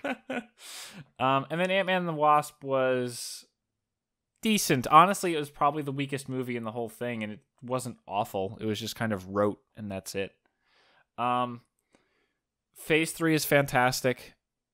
I think, like I said before, as a whole, it's by far the strongest phase. Marvel movies have only gotten better and more interesting to me, at least. I'm very excited for Captain Marvel. But I think the highs might never touch the original Avengers and Iron Man 1. I think Phase 1 is always going to be one of the most special because it was, look at this new thing. But it's kind of the retrospective thing.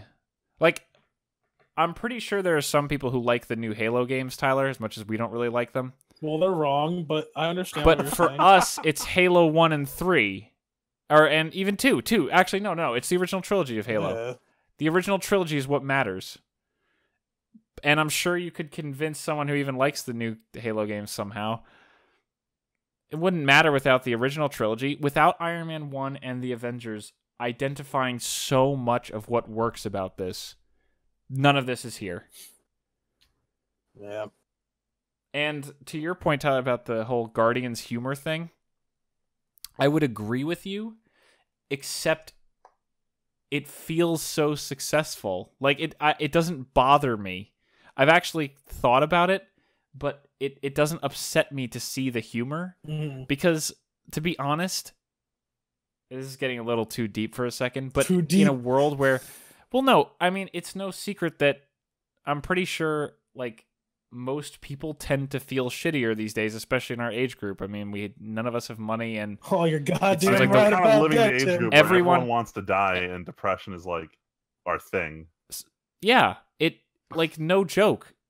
And it feels great to see something where not everything is doom and gloom. There's seriousness. It's not like it's pretending it's not serious, but it, I guess, reminds you that there's enjoyment out there.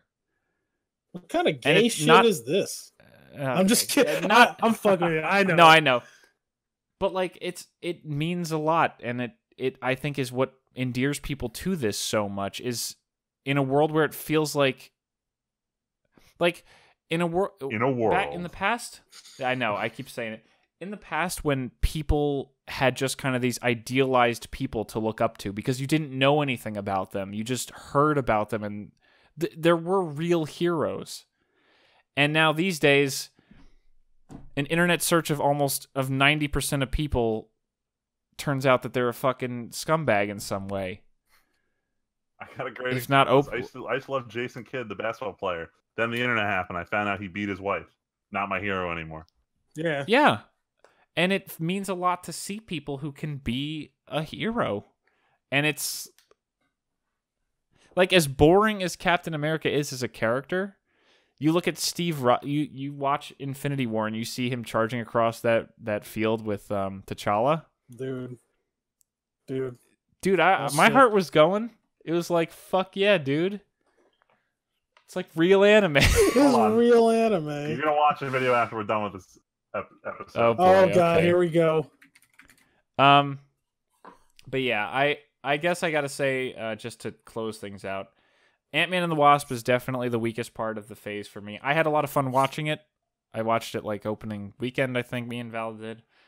Probably still the weakest. As far as strongest, there's a lot of choices. I could honestly pick almost any of them at different times. Oh, I think I've seen this, but I'll watch it again. Maybe it's just Infinity War, only because of how I watched the trailer. Remember that first teaser where Thanos narrates? Yeah, dude, you were obsessed with that. I was obsessed with it. I watched it constantly, and I didn't watch any others. But even then, I was like, I don't know if this will even work. I want it to work so bad. I don't know if it will. It was kind of like another Ultron thing where it was like, maybe Ultron even kind of heard it, where it was like, is the magic just gone in terms of these team up things? And it just exceeded my expectations. I don't think Infinity War feels like it let me down in any way, and that's an amazing feat for me. Like, in terms of what it accomplished, only like Black Panther and Ragnarok come close in terms of accomplishment of what it set out to do. But then that sounds like it's cheapening Homecoming, Strange, Civil War, and Guardians for just being great. Just being fantastic. Heck, I'd almost say Spider-Man was as much of a surprise for me as the other two, because who could have thought this Spider-Man could look like this after we've had 2 times, 5 whole movies in like 10 years of look at him in college being kind of smart-ass smarmy kid. I don't know. It's so hard to pick a favorite. I think it's Infinity War just on the strength of everything about it alone, but man, what a fucking good phase. All right, I'll let Freeman go ahead. All right. So kind of for the same reasons that I put Avengers kind of up close with Iron Man 1 and Phase 1, I'm going to say the same thing for Infinity War. It was just the sheer balancing act to get everyone in this movie and not have it feel weird was a miracle in and of itself. And I have to hand it to it for that. I am concerned about saying that Infinity War is my favorite of this grouping, just because fine. I do retroactively change my view of movies depending on what they lead into, especially ones that are sequel dependent. Like, I'll tie this into the weeb shit real quick. Back in 2008, I thought Fullmetal Alchemist, the original, was a 10 out of 10 anime, but then Brotherhood came out, and it changed my opinion of the rest of the series, despite the fact that I still enjoyed the original for what it did. But I no longer thought that the original was a 10 out of 10 anymore. Depending on how this plays into Infinity War Part 2 is going to affect my opinions as we leave Phase 3. But at this point in time, with no other context in the future, Infinity War is probably my favorite in Phase 3. I really like Doctor Strange. It's a close second. Yeah. I don't know, Tim, did you do your least favorite? Yeah, it was Ant-Man. So here's my controversial opinion. But you haven't seen that, so you can't say it. I can't say that it's my least favorite. So of the ones I've seen, I'm not gonna lie. Captain America: Civil War is my least favorite, and it's fair. And I'm gonna tell you why, because it doesn't really succeed as a Captain America movie.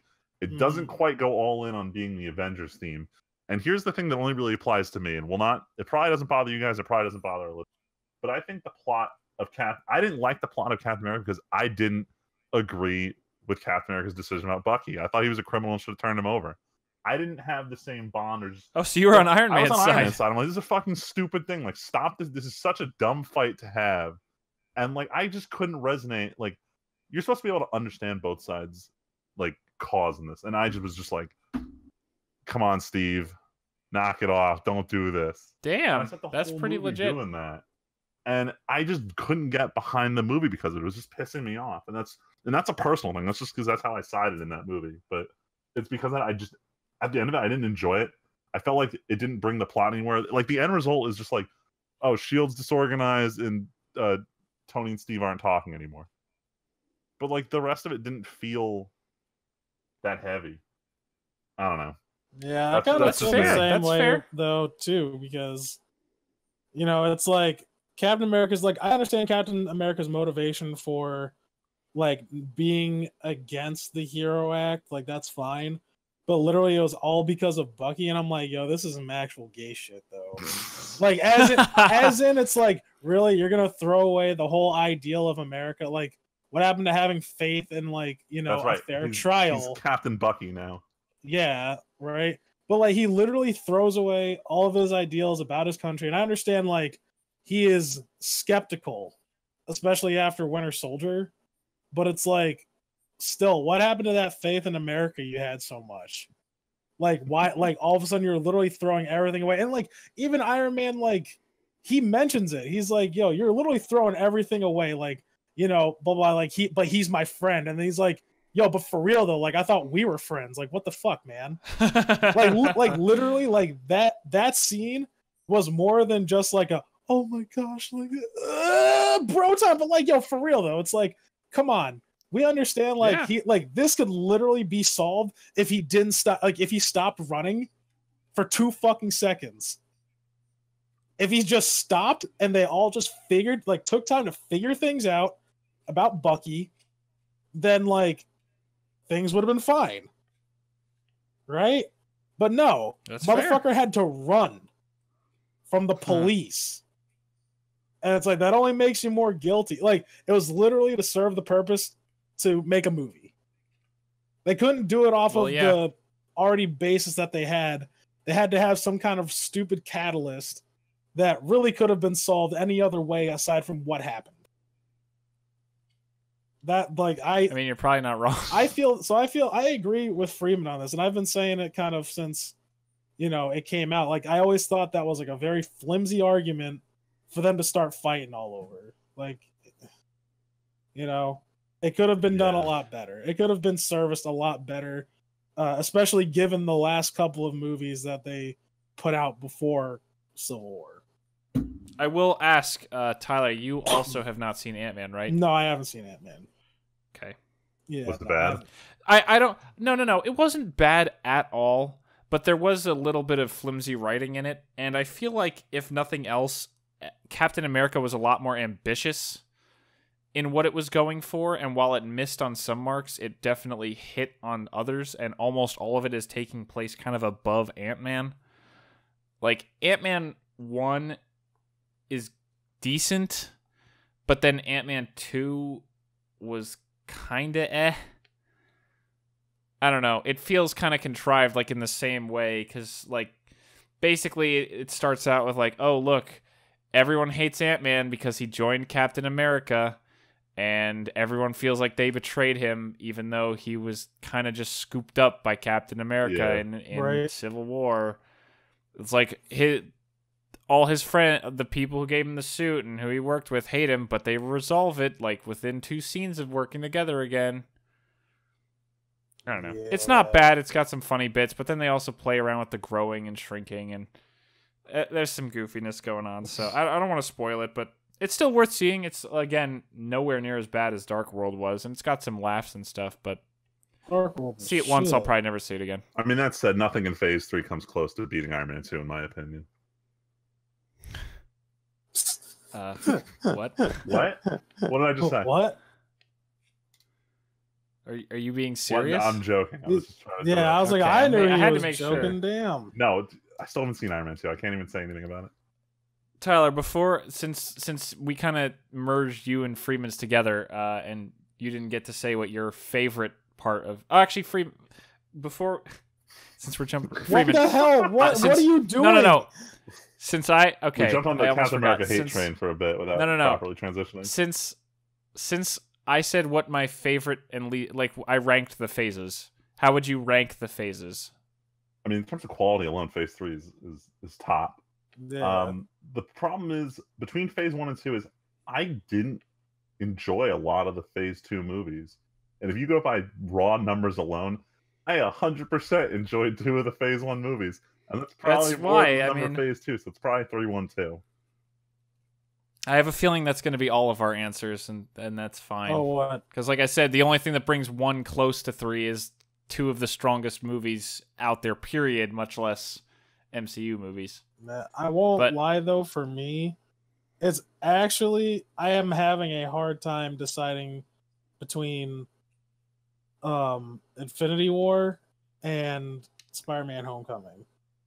Wow. Yeah, I know. It's a little bit weird. Interesting. Yeah, only because... Tyler, you're betraying your people. I know, right? Well, I think because my whole thing is, right, Infinity War was just like a huge, like a really just a well-done spectacle. Like from beginning to end, I was interested in what was going on, right? And I thought it was great. That's, undoubtedly, like, from then choreographed scenes, everybody got a decent amount of screen time, like as much as they really could humanly get, like reasonably. I thought it did a good job. Like there were a lot of technical challenges that were seen that had to be done, and it got done. You could see that, like, as a technical movie, like it was definitely a feat, and that is impressive. And I think that makes it the best movie out of all of it. Like, people are going to be talking about Infinity War for a while, even like later on down the line. Especially Thanos' character, very interesting. He's a good bad guy. He was a bad guy you could relate to. Yeah, it's kind of funny to see all the headlines and YouTube videos pop up that are like, Thanos is the protagonist of Infinity War. Yeah, and that's what I like about bad guys, because it makes you, especially the bad guys now, like nowadays that are popping up, that like they're good bad guys. It's not like, oh, I'm the Joker. I'm literally chaotic evil. Like I'm the guy from fucking Dark World. I'm just evil. Yeah, I'm just evil. And it's like, you know, come on, I want something with a little bit more depth. And it's like, you can see like Thanos is like, you know, because in order for him to go through the journey to get all these things, he has to go on a quest for like himself. You learn about, like, you know, he has to learn more about himself and like what's important. And he realizes, he's like, yo, no matter what I need to do this in order to get to where I am. Like, that's why I think Phase 3 is probably the best, because they did take, even though like they had all these fucking dumbass jokes and shit, a lot of the characters that they put so much care into, like the details of all the characters and their bad guys. Like, most notably, Infinity War, Black Panther, and Spider-Man. Black Panther was all right, but like I think Killmonger was one of the best characters. Oh yeah, to ever come out of like the MCU bad guys, because like you could feel his pain. It's like, yo, he did so many things. He like learned a language of a people he never even met before. You know, he hunted down where these people were. He did all these terrible things, and you know, did all these spectacular achievements just to get to a certain point in his life. And like, you feel it, like especially later on when you learn about him. Yeah. And I'm like, that's pretty great. Same thing with Spider-Man Homecoming. Like, I think what makes this movie great is like, what did it for me was like the whole Spider-Man is a kid. Like, everybody forgets Spider-Man's a kid, and they accentuate that. Like, literally everything in the movie could have been avoided if he just listened to Jon Favreau. Literally, like if he just was like, yo, stay low to the ground, keep like saving kittens out of fucking trees, and you know, helping old ladies across the street, like do that stuff. But no, he decided to like get more involved, and like he ended up screwing the pooch on himself. Right? I mean, he saved the day with the whole cargo, but like honestly, you know, it could have been done without him. And that was like a huge learning lesson for the character Peter Parker and like the viewers. Like, the viewers are very used to like, oh, these superheroes can do no wrong, but it's like Spider-Man was very real. And I really enjoyed that. Also, it touched on the world, which we never really like. We saw barely any sort of impact to the world outside of superheroes, right? Freaking Birdman had a government contract. Probably the best villain before Thanos. Easy. Like, literally, you take this guy, and him and literally everybody, all of his employees, took his job. Yeah, by the government. And he's like, yo, what are we gonna do? We don't have any jobs. And he's like, yo, we got all this tech. They never took it. You know, either we sell this stuff for money or we're fucked. We're gonna sell this stuff and we're gonna steal it. Like that's some real shit. And and that goes for like a lot of stuff. Like, I know I'm getting a little preachy, but like, you know, that happens in real life. Like, people don't see any other way other than drug dealing and doing all this crime stuff to get by. And because that's the world that's the thing, that's the world they live in. Like, in order for them to get by and like for like put his girl through college, he's got to sell all this illegal tech. Like, yeah, he kind of gets like a licking for it, but like you clearly see he never wanted to really do it. He had a good thing going with his crew doing the stuff he did. And I was like, this just makes it. This was super real. Like everything from beginning to end. And I don't think I knew a single scene in Homecoming that I didn't enjoy. So like that's why Absolutely. it's hard for me to really pick a favorite. I will pick probably Infinity War because of all the things that happen, and like I've been waiting for it and I'm a little biased. But like in my opinion, I think, you know, like Spider-Man Homecoming for me as a favorite, definitely hard pressed. Like definitely gave it a run for its totally money. reasonable. Yeah, everything else in this whole lineup is great. I gave my opinion on Ragnarok. Guardians of the Galaxy 2 was a lot of fun. Very character driven. I enjoyed that. My least favorite is probably Civil War because of what I said. Even though I feel like it should be Doctor Strange. I'm sorry, Tim. I like the magic. I think the magic is great, but man, they really need to do a different backstory than, oh man, super intelligent guy goes away for X amount of time to get superpowers, comes back, wants to reclaim the city. Like that's been done so. Yeah, but when in the MCU did they do that? Iron Man. You could argue that Iron Man. Not intentional. Iron Man. Nope. Not intentional. Not intentional. Iron Man is not intentional. I know. I'm saying he didn't intentionally leave. Yes, he did. He did leave. He met the dude. What? He's like, yo, how'd you people said you didn't walk before, but now you walk. How'd you learn? Oh, I went and became a fucking shaman over here. It's not for the fan. I'm going to do it. And then I'm he saying goes and Iron does Man it. didn't mean to be put in the situation. Oh, Iron Fist. Yeah. Iron Fist. Why are you saying Iron Fist? Because it's a part of the MCU. He didn't intentionally go out and like. Who the fuck cares about Iron Fist? Wow, that's one of the worst of the TV shows. Wow, you not can't even wrong, say a word. It's still true. Back the fuck up. You can't fucking step back, motherfucker. I'm not stepping back from this. I'm not. Fuck you. The TV shows are okay. Actually, I think the Runaways are really good. I highly recommend the Runaways. I thought the show was going to be terrible, but it actually did a good job. Daredevil's great. Jessica Jones season 1 is great, and if you're a fan of Daredevil season 1 was great. Fine, I like Daredevil season 2. I liked it. I can't say it a lot for other people. No, that's fine. I didn't love it. I know we actually never finished it. That's where I stopped watching. Unpopular opinion: I really liked Luke Cage season 1. Unpopular opinion. Is that really unpopular? Yes, a lot of people I know didn't like Luke Cage. Really? Huh. Yeah, even though I mean, I know Iron Fist is pretty universally hated. Iron Fist just wasn't good. No, you know what? We have to stop because I said at the beginning, we're not, it's already 10:50. No, we're not talking about the fucking TV shows. Punisher's all right. Okay, I'm done now. That's all I wanted to get to. Runaway. I highly recommend Runaways. There we go. I haven't seen Cloak and Dagger yet because, like, I don't even see. I'm so out. I don't even know what these TV shows are. Cloak and Dagger. So I think I mentioned this before because Tyler, I don't care either.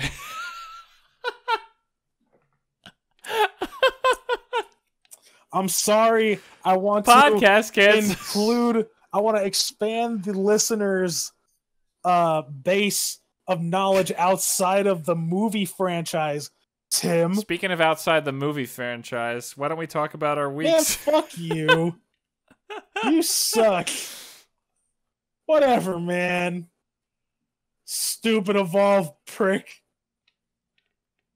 What do you even do? What? What the hell? What are you referencing here? Poke Awesome, come on, man. Oh my god. Oh, okay. Come on, okay. come on. Okay. Come Yeah, all right. on. So you said God. Anyway. No, actually, podcast cancel. Screw you guys. Tyler, what have you been doing for the last few weeks? What's coming up? Oh my god. All right. We have 5 minutes. We have a hard 5-minute limit because we're going to be after 11 by the time we're fucking done. So what have I been doing? I've been going shooting a lot. Like a lot. I really need to slow down because it costs too much money to go to the range. I got a new job. Well, it's the same job, but instead I'm an employee now and not a contractor. Oh, I didn't realize that's what it was. Nice. Yeah, no benefits though. What? Yeah, so go figure that shit out. So it's a per diem position, even though I am working full-time hours. It's so they don't have to pay. It's so they don't have to like pay an exorbitant amount of money for me as an employee. It's really weird. dumb. See, and it's fucked up. So I work. So listeners, I don't know if you know this, but so I work for a hospital as an IT person. I go around, I fix computers and stuff like that. It was security, not anymore. That profession changed. And so I've been there for a year now. And so now I'm on as an employee, or I will be as of next Monday. It's all right. It came with a raise and all that other stuff, so I'm fine with it. Nice.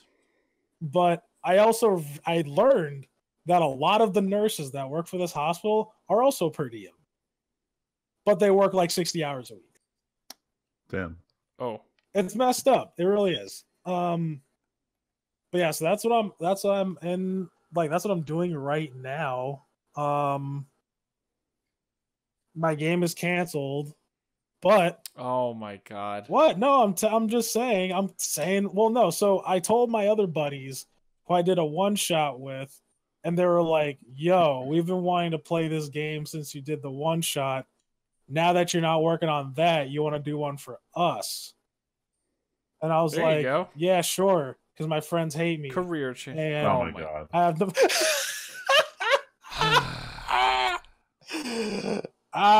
It's funny. See, it's good. See, all right. Listen, I gotta get some mileage out of this. Make you guys feel bad. No, you don't. Yeah, I do. It's funny. He's got at least another week or two to milk this before we can. Yeah, I gotta milk this for at least another week. See, I don't have to get. Sorry, Leslie. I don't have time to feel bad because I have to work on a game now to replace the shitty one we were playing. No, it's fine. I got Leslie. I got her good. It was hilarious. Because oh my god. Well, Freeman and I were talking about it. Tell the listeners, they're gonna enjoy this one. So everybody was like, Tyler, your game sucks, we don't want to play it anymore. We're not going anywhere, so we want to play something else. I'm like, that's fine. But I was like, if you guys are curious, I'll tell you where the story's going. And I'm like, yeah, sure. And just for the record, I love my character in this game, so I was very curious to see what was gonna happen next. Yeah, everybody was like, "Yo, you're gonna get like some like crazy monk shit." Fucking god powers. I was like, yes, like as it like literally some like Omewamo Shinderu shit before you even got it. But like I told Leslie what she was gonna get, or like what I had planned. So everybody was gonna have this like mantle that they were going to receive to help take on the final boss of the entire campaign. And I told her that I was going to try to see if she can be worthy of Mjolnir. She freaked out. I saw the instant regret in her face, and it was hilarious. See, you say that, but then we're going to get to the new game, and she's going to just be popping the fuck off with Val.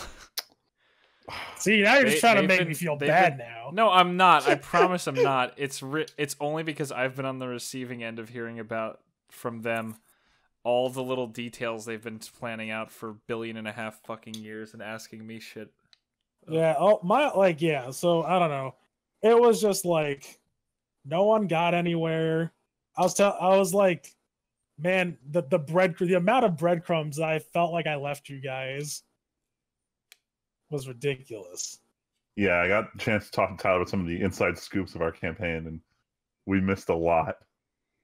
Oh, we're dumb? We missed a lot. Y'all dumb. That's fair. I love you guys, but holy shit.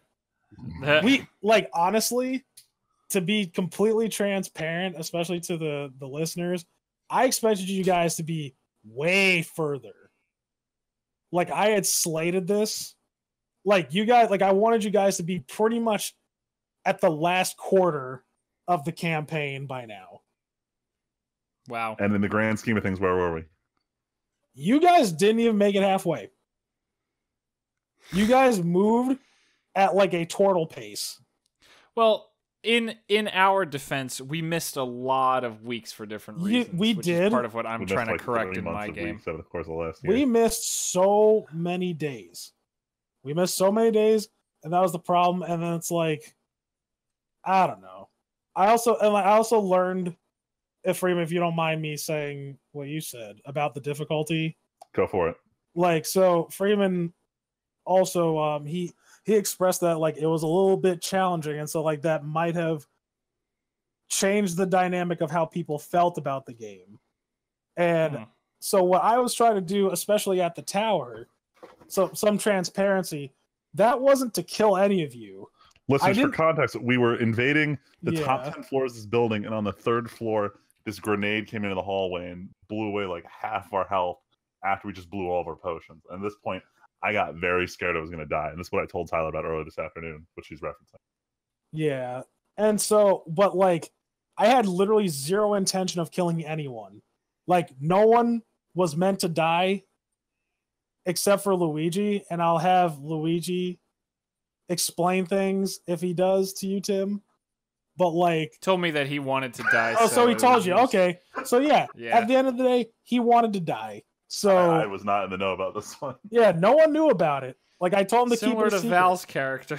But that's the thing, though. I like that whole set, like literally everything up into the up to where we were when we left off was to test you guys because I wanted to know how far I could take you guys to break you. That explains why he wanted to run in first when I was like, can we slow the fuck down? He's like, no, go in fast. No, he didn't know that he was going to die there. Oh. He said, no, because he was like, oh, I want to die. And I'm like, okay, I have the best way to do it. So when's it going to happen? I'm like, you'll know. So he had no idea he was going to die that session. Or at least at that moment, he had no clue he was going to die.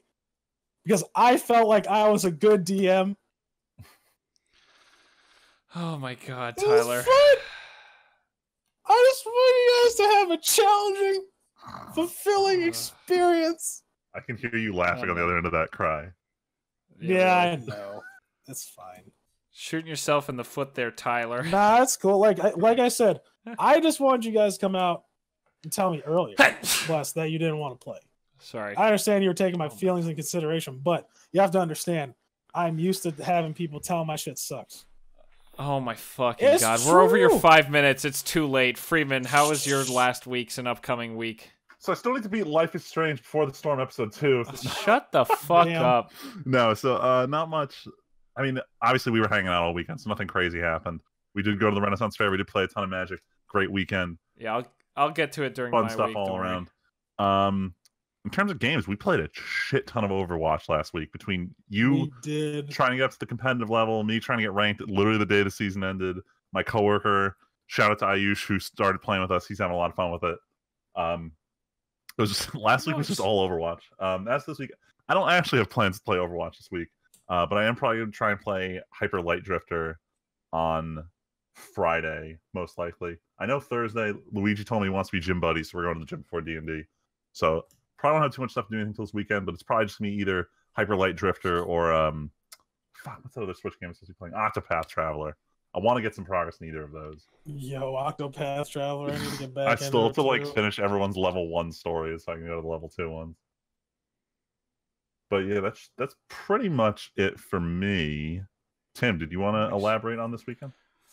Yeah, so this past weekend, Val and I, my girlfriend, we went home for 2 whole days and a half day for Labor Day weekend, and we spent a lot of time with our families, spent a day with our families, spent a day with these guys, went to the Ren Fair, which was a lot of fun.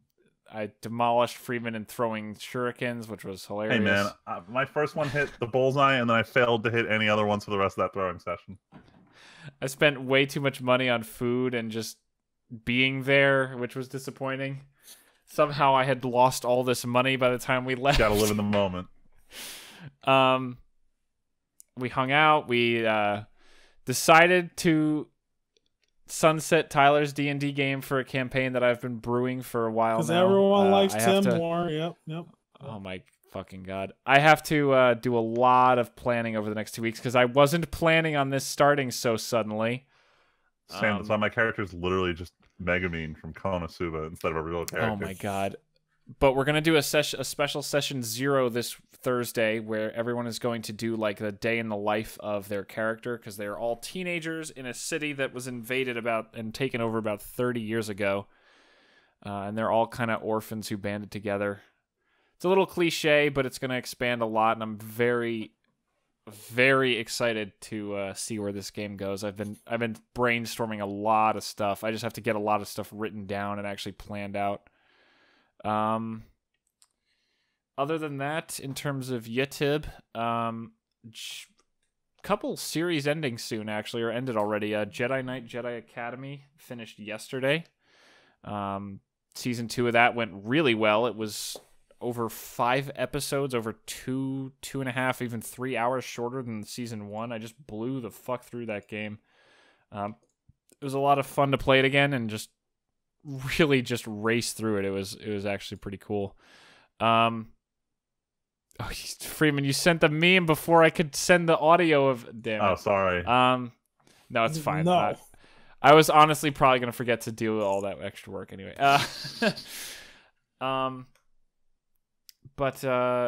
And Empire Earth is finally ending 8 days from today. So just after the podcast, same day the podcast airs next week is the last episode of Empire Earth. Yakuza 0 is going to be taking that spot, which I have over 22 episodes of recorded and none have released yet. I have over 11 hours of playing that game, plus hours of grinding, and none of it's even seen the light of day. That game's fucking great, though. For the other time slot, I think Cypher messaged me seeing that, or someone else, a few people might have, I've alluded to another thing. Starting on Friday the 7th, when we're also not going to have SWAT coming out, unfortunately, probably. I did a one-off session of Command & Conquer Red Alert 3's Generals 2 mod, which is basically a mod that someone built for Red Alert 3 based on the footage of Command & Conquer Generals 2 that was released in trailers and the pre-alpha test that people were allowed into. Someone basically expanded on all those concepts and built a mod for Red Alert 3 out of it. And so I sat down with it for 2 hours and played each of the factions one time in a random map and had a decent time with it. Unless people go really nuts for it, I probably won't play it anymore, though. Beyond that, I am definitely looking into a few special projects I have in my head, but I'm probably going to play the rest of the Jedi Knight / Dark Forces series, actually. Dark Forces never had an LP. It just had a live stream session, and I've never played Jedi Knight Dark Forces 2 or Mysteries of the Sith, so I'm probably going to play through those, and I have some other special ideas in the pipeline. But there's lots to do and not much time to do it in, because not this coming week, but the next week, we are not going to have a podcast because I'm going to be in the Dominican Republic. Wait, this is next week? No, not next week, the week after. Okay. But that works out because it's the night before a major Jewish holiday. Oh, yeah. So anyway, I know that that was a lot of stuff to get out. But yeah, so there's lots of fun stuff coming on the YouTubes.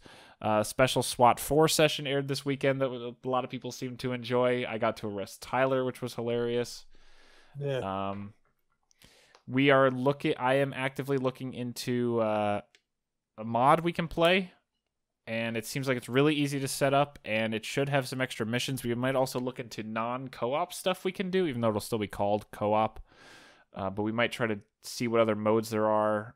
We have 2 missions left of Stechkov, and then this other stuff that I'm looking into. So there will be more SWAT 4 eventually. People said we should play Overdank and record it.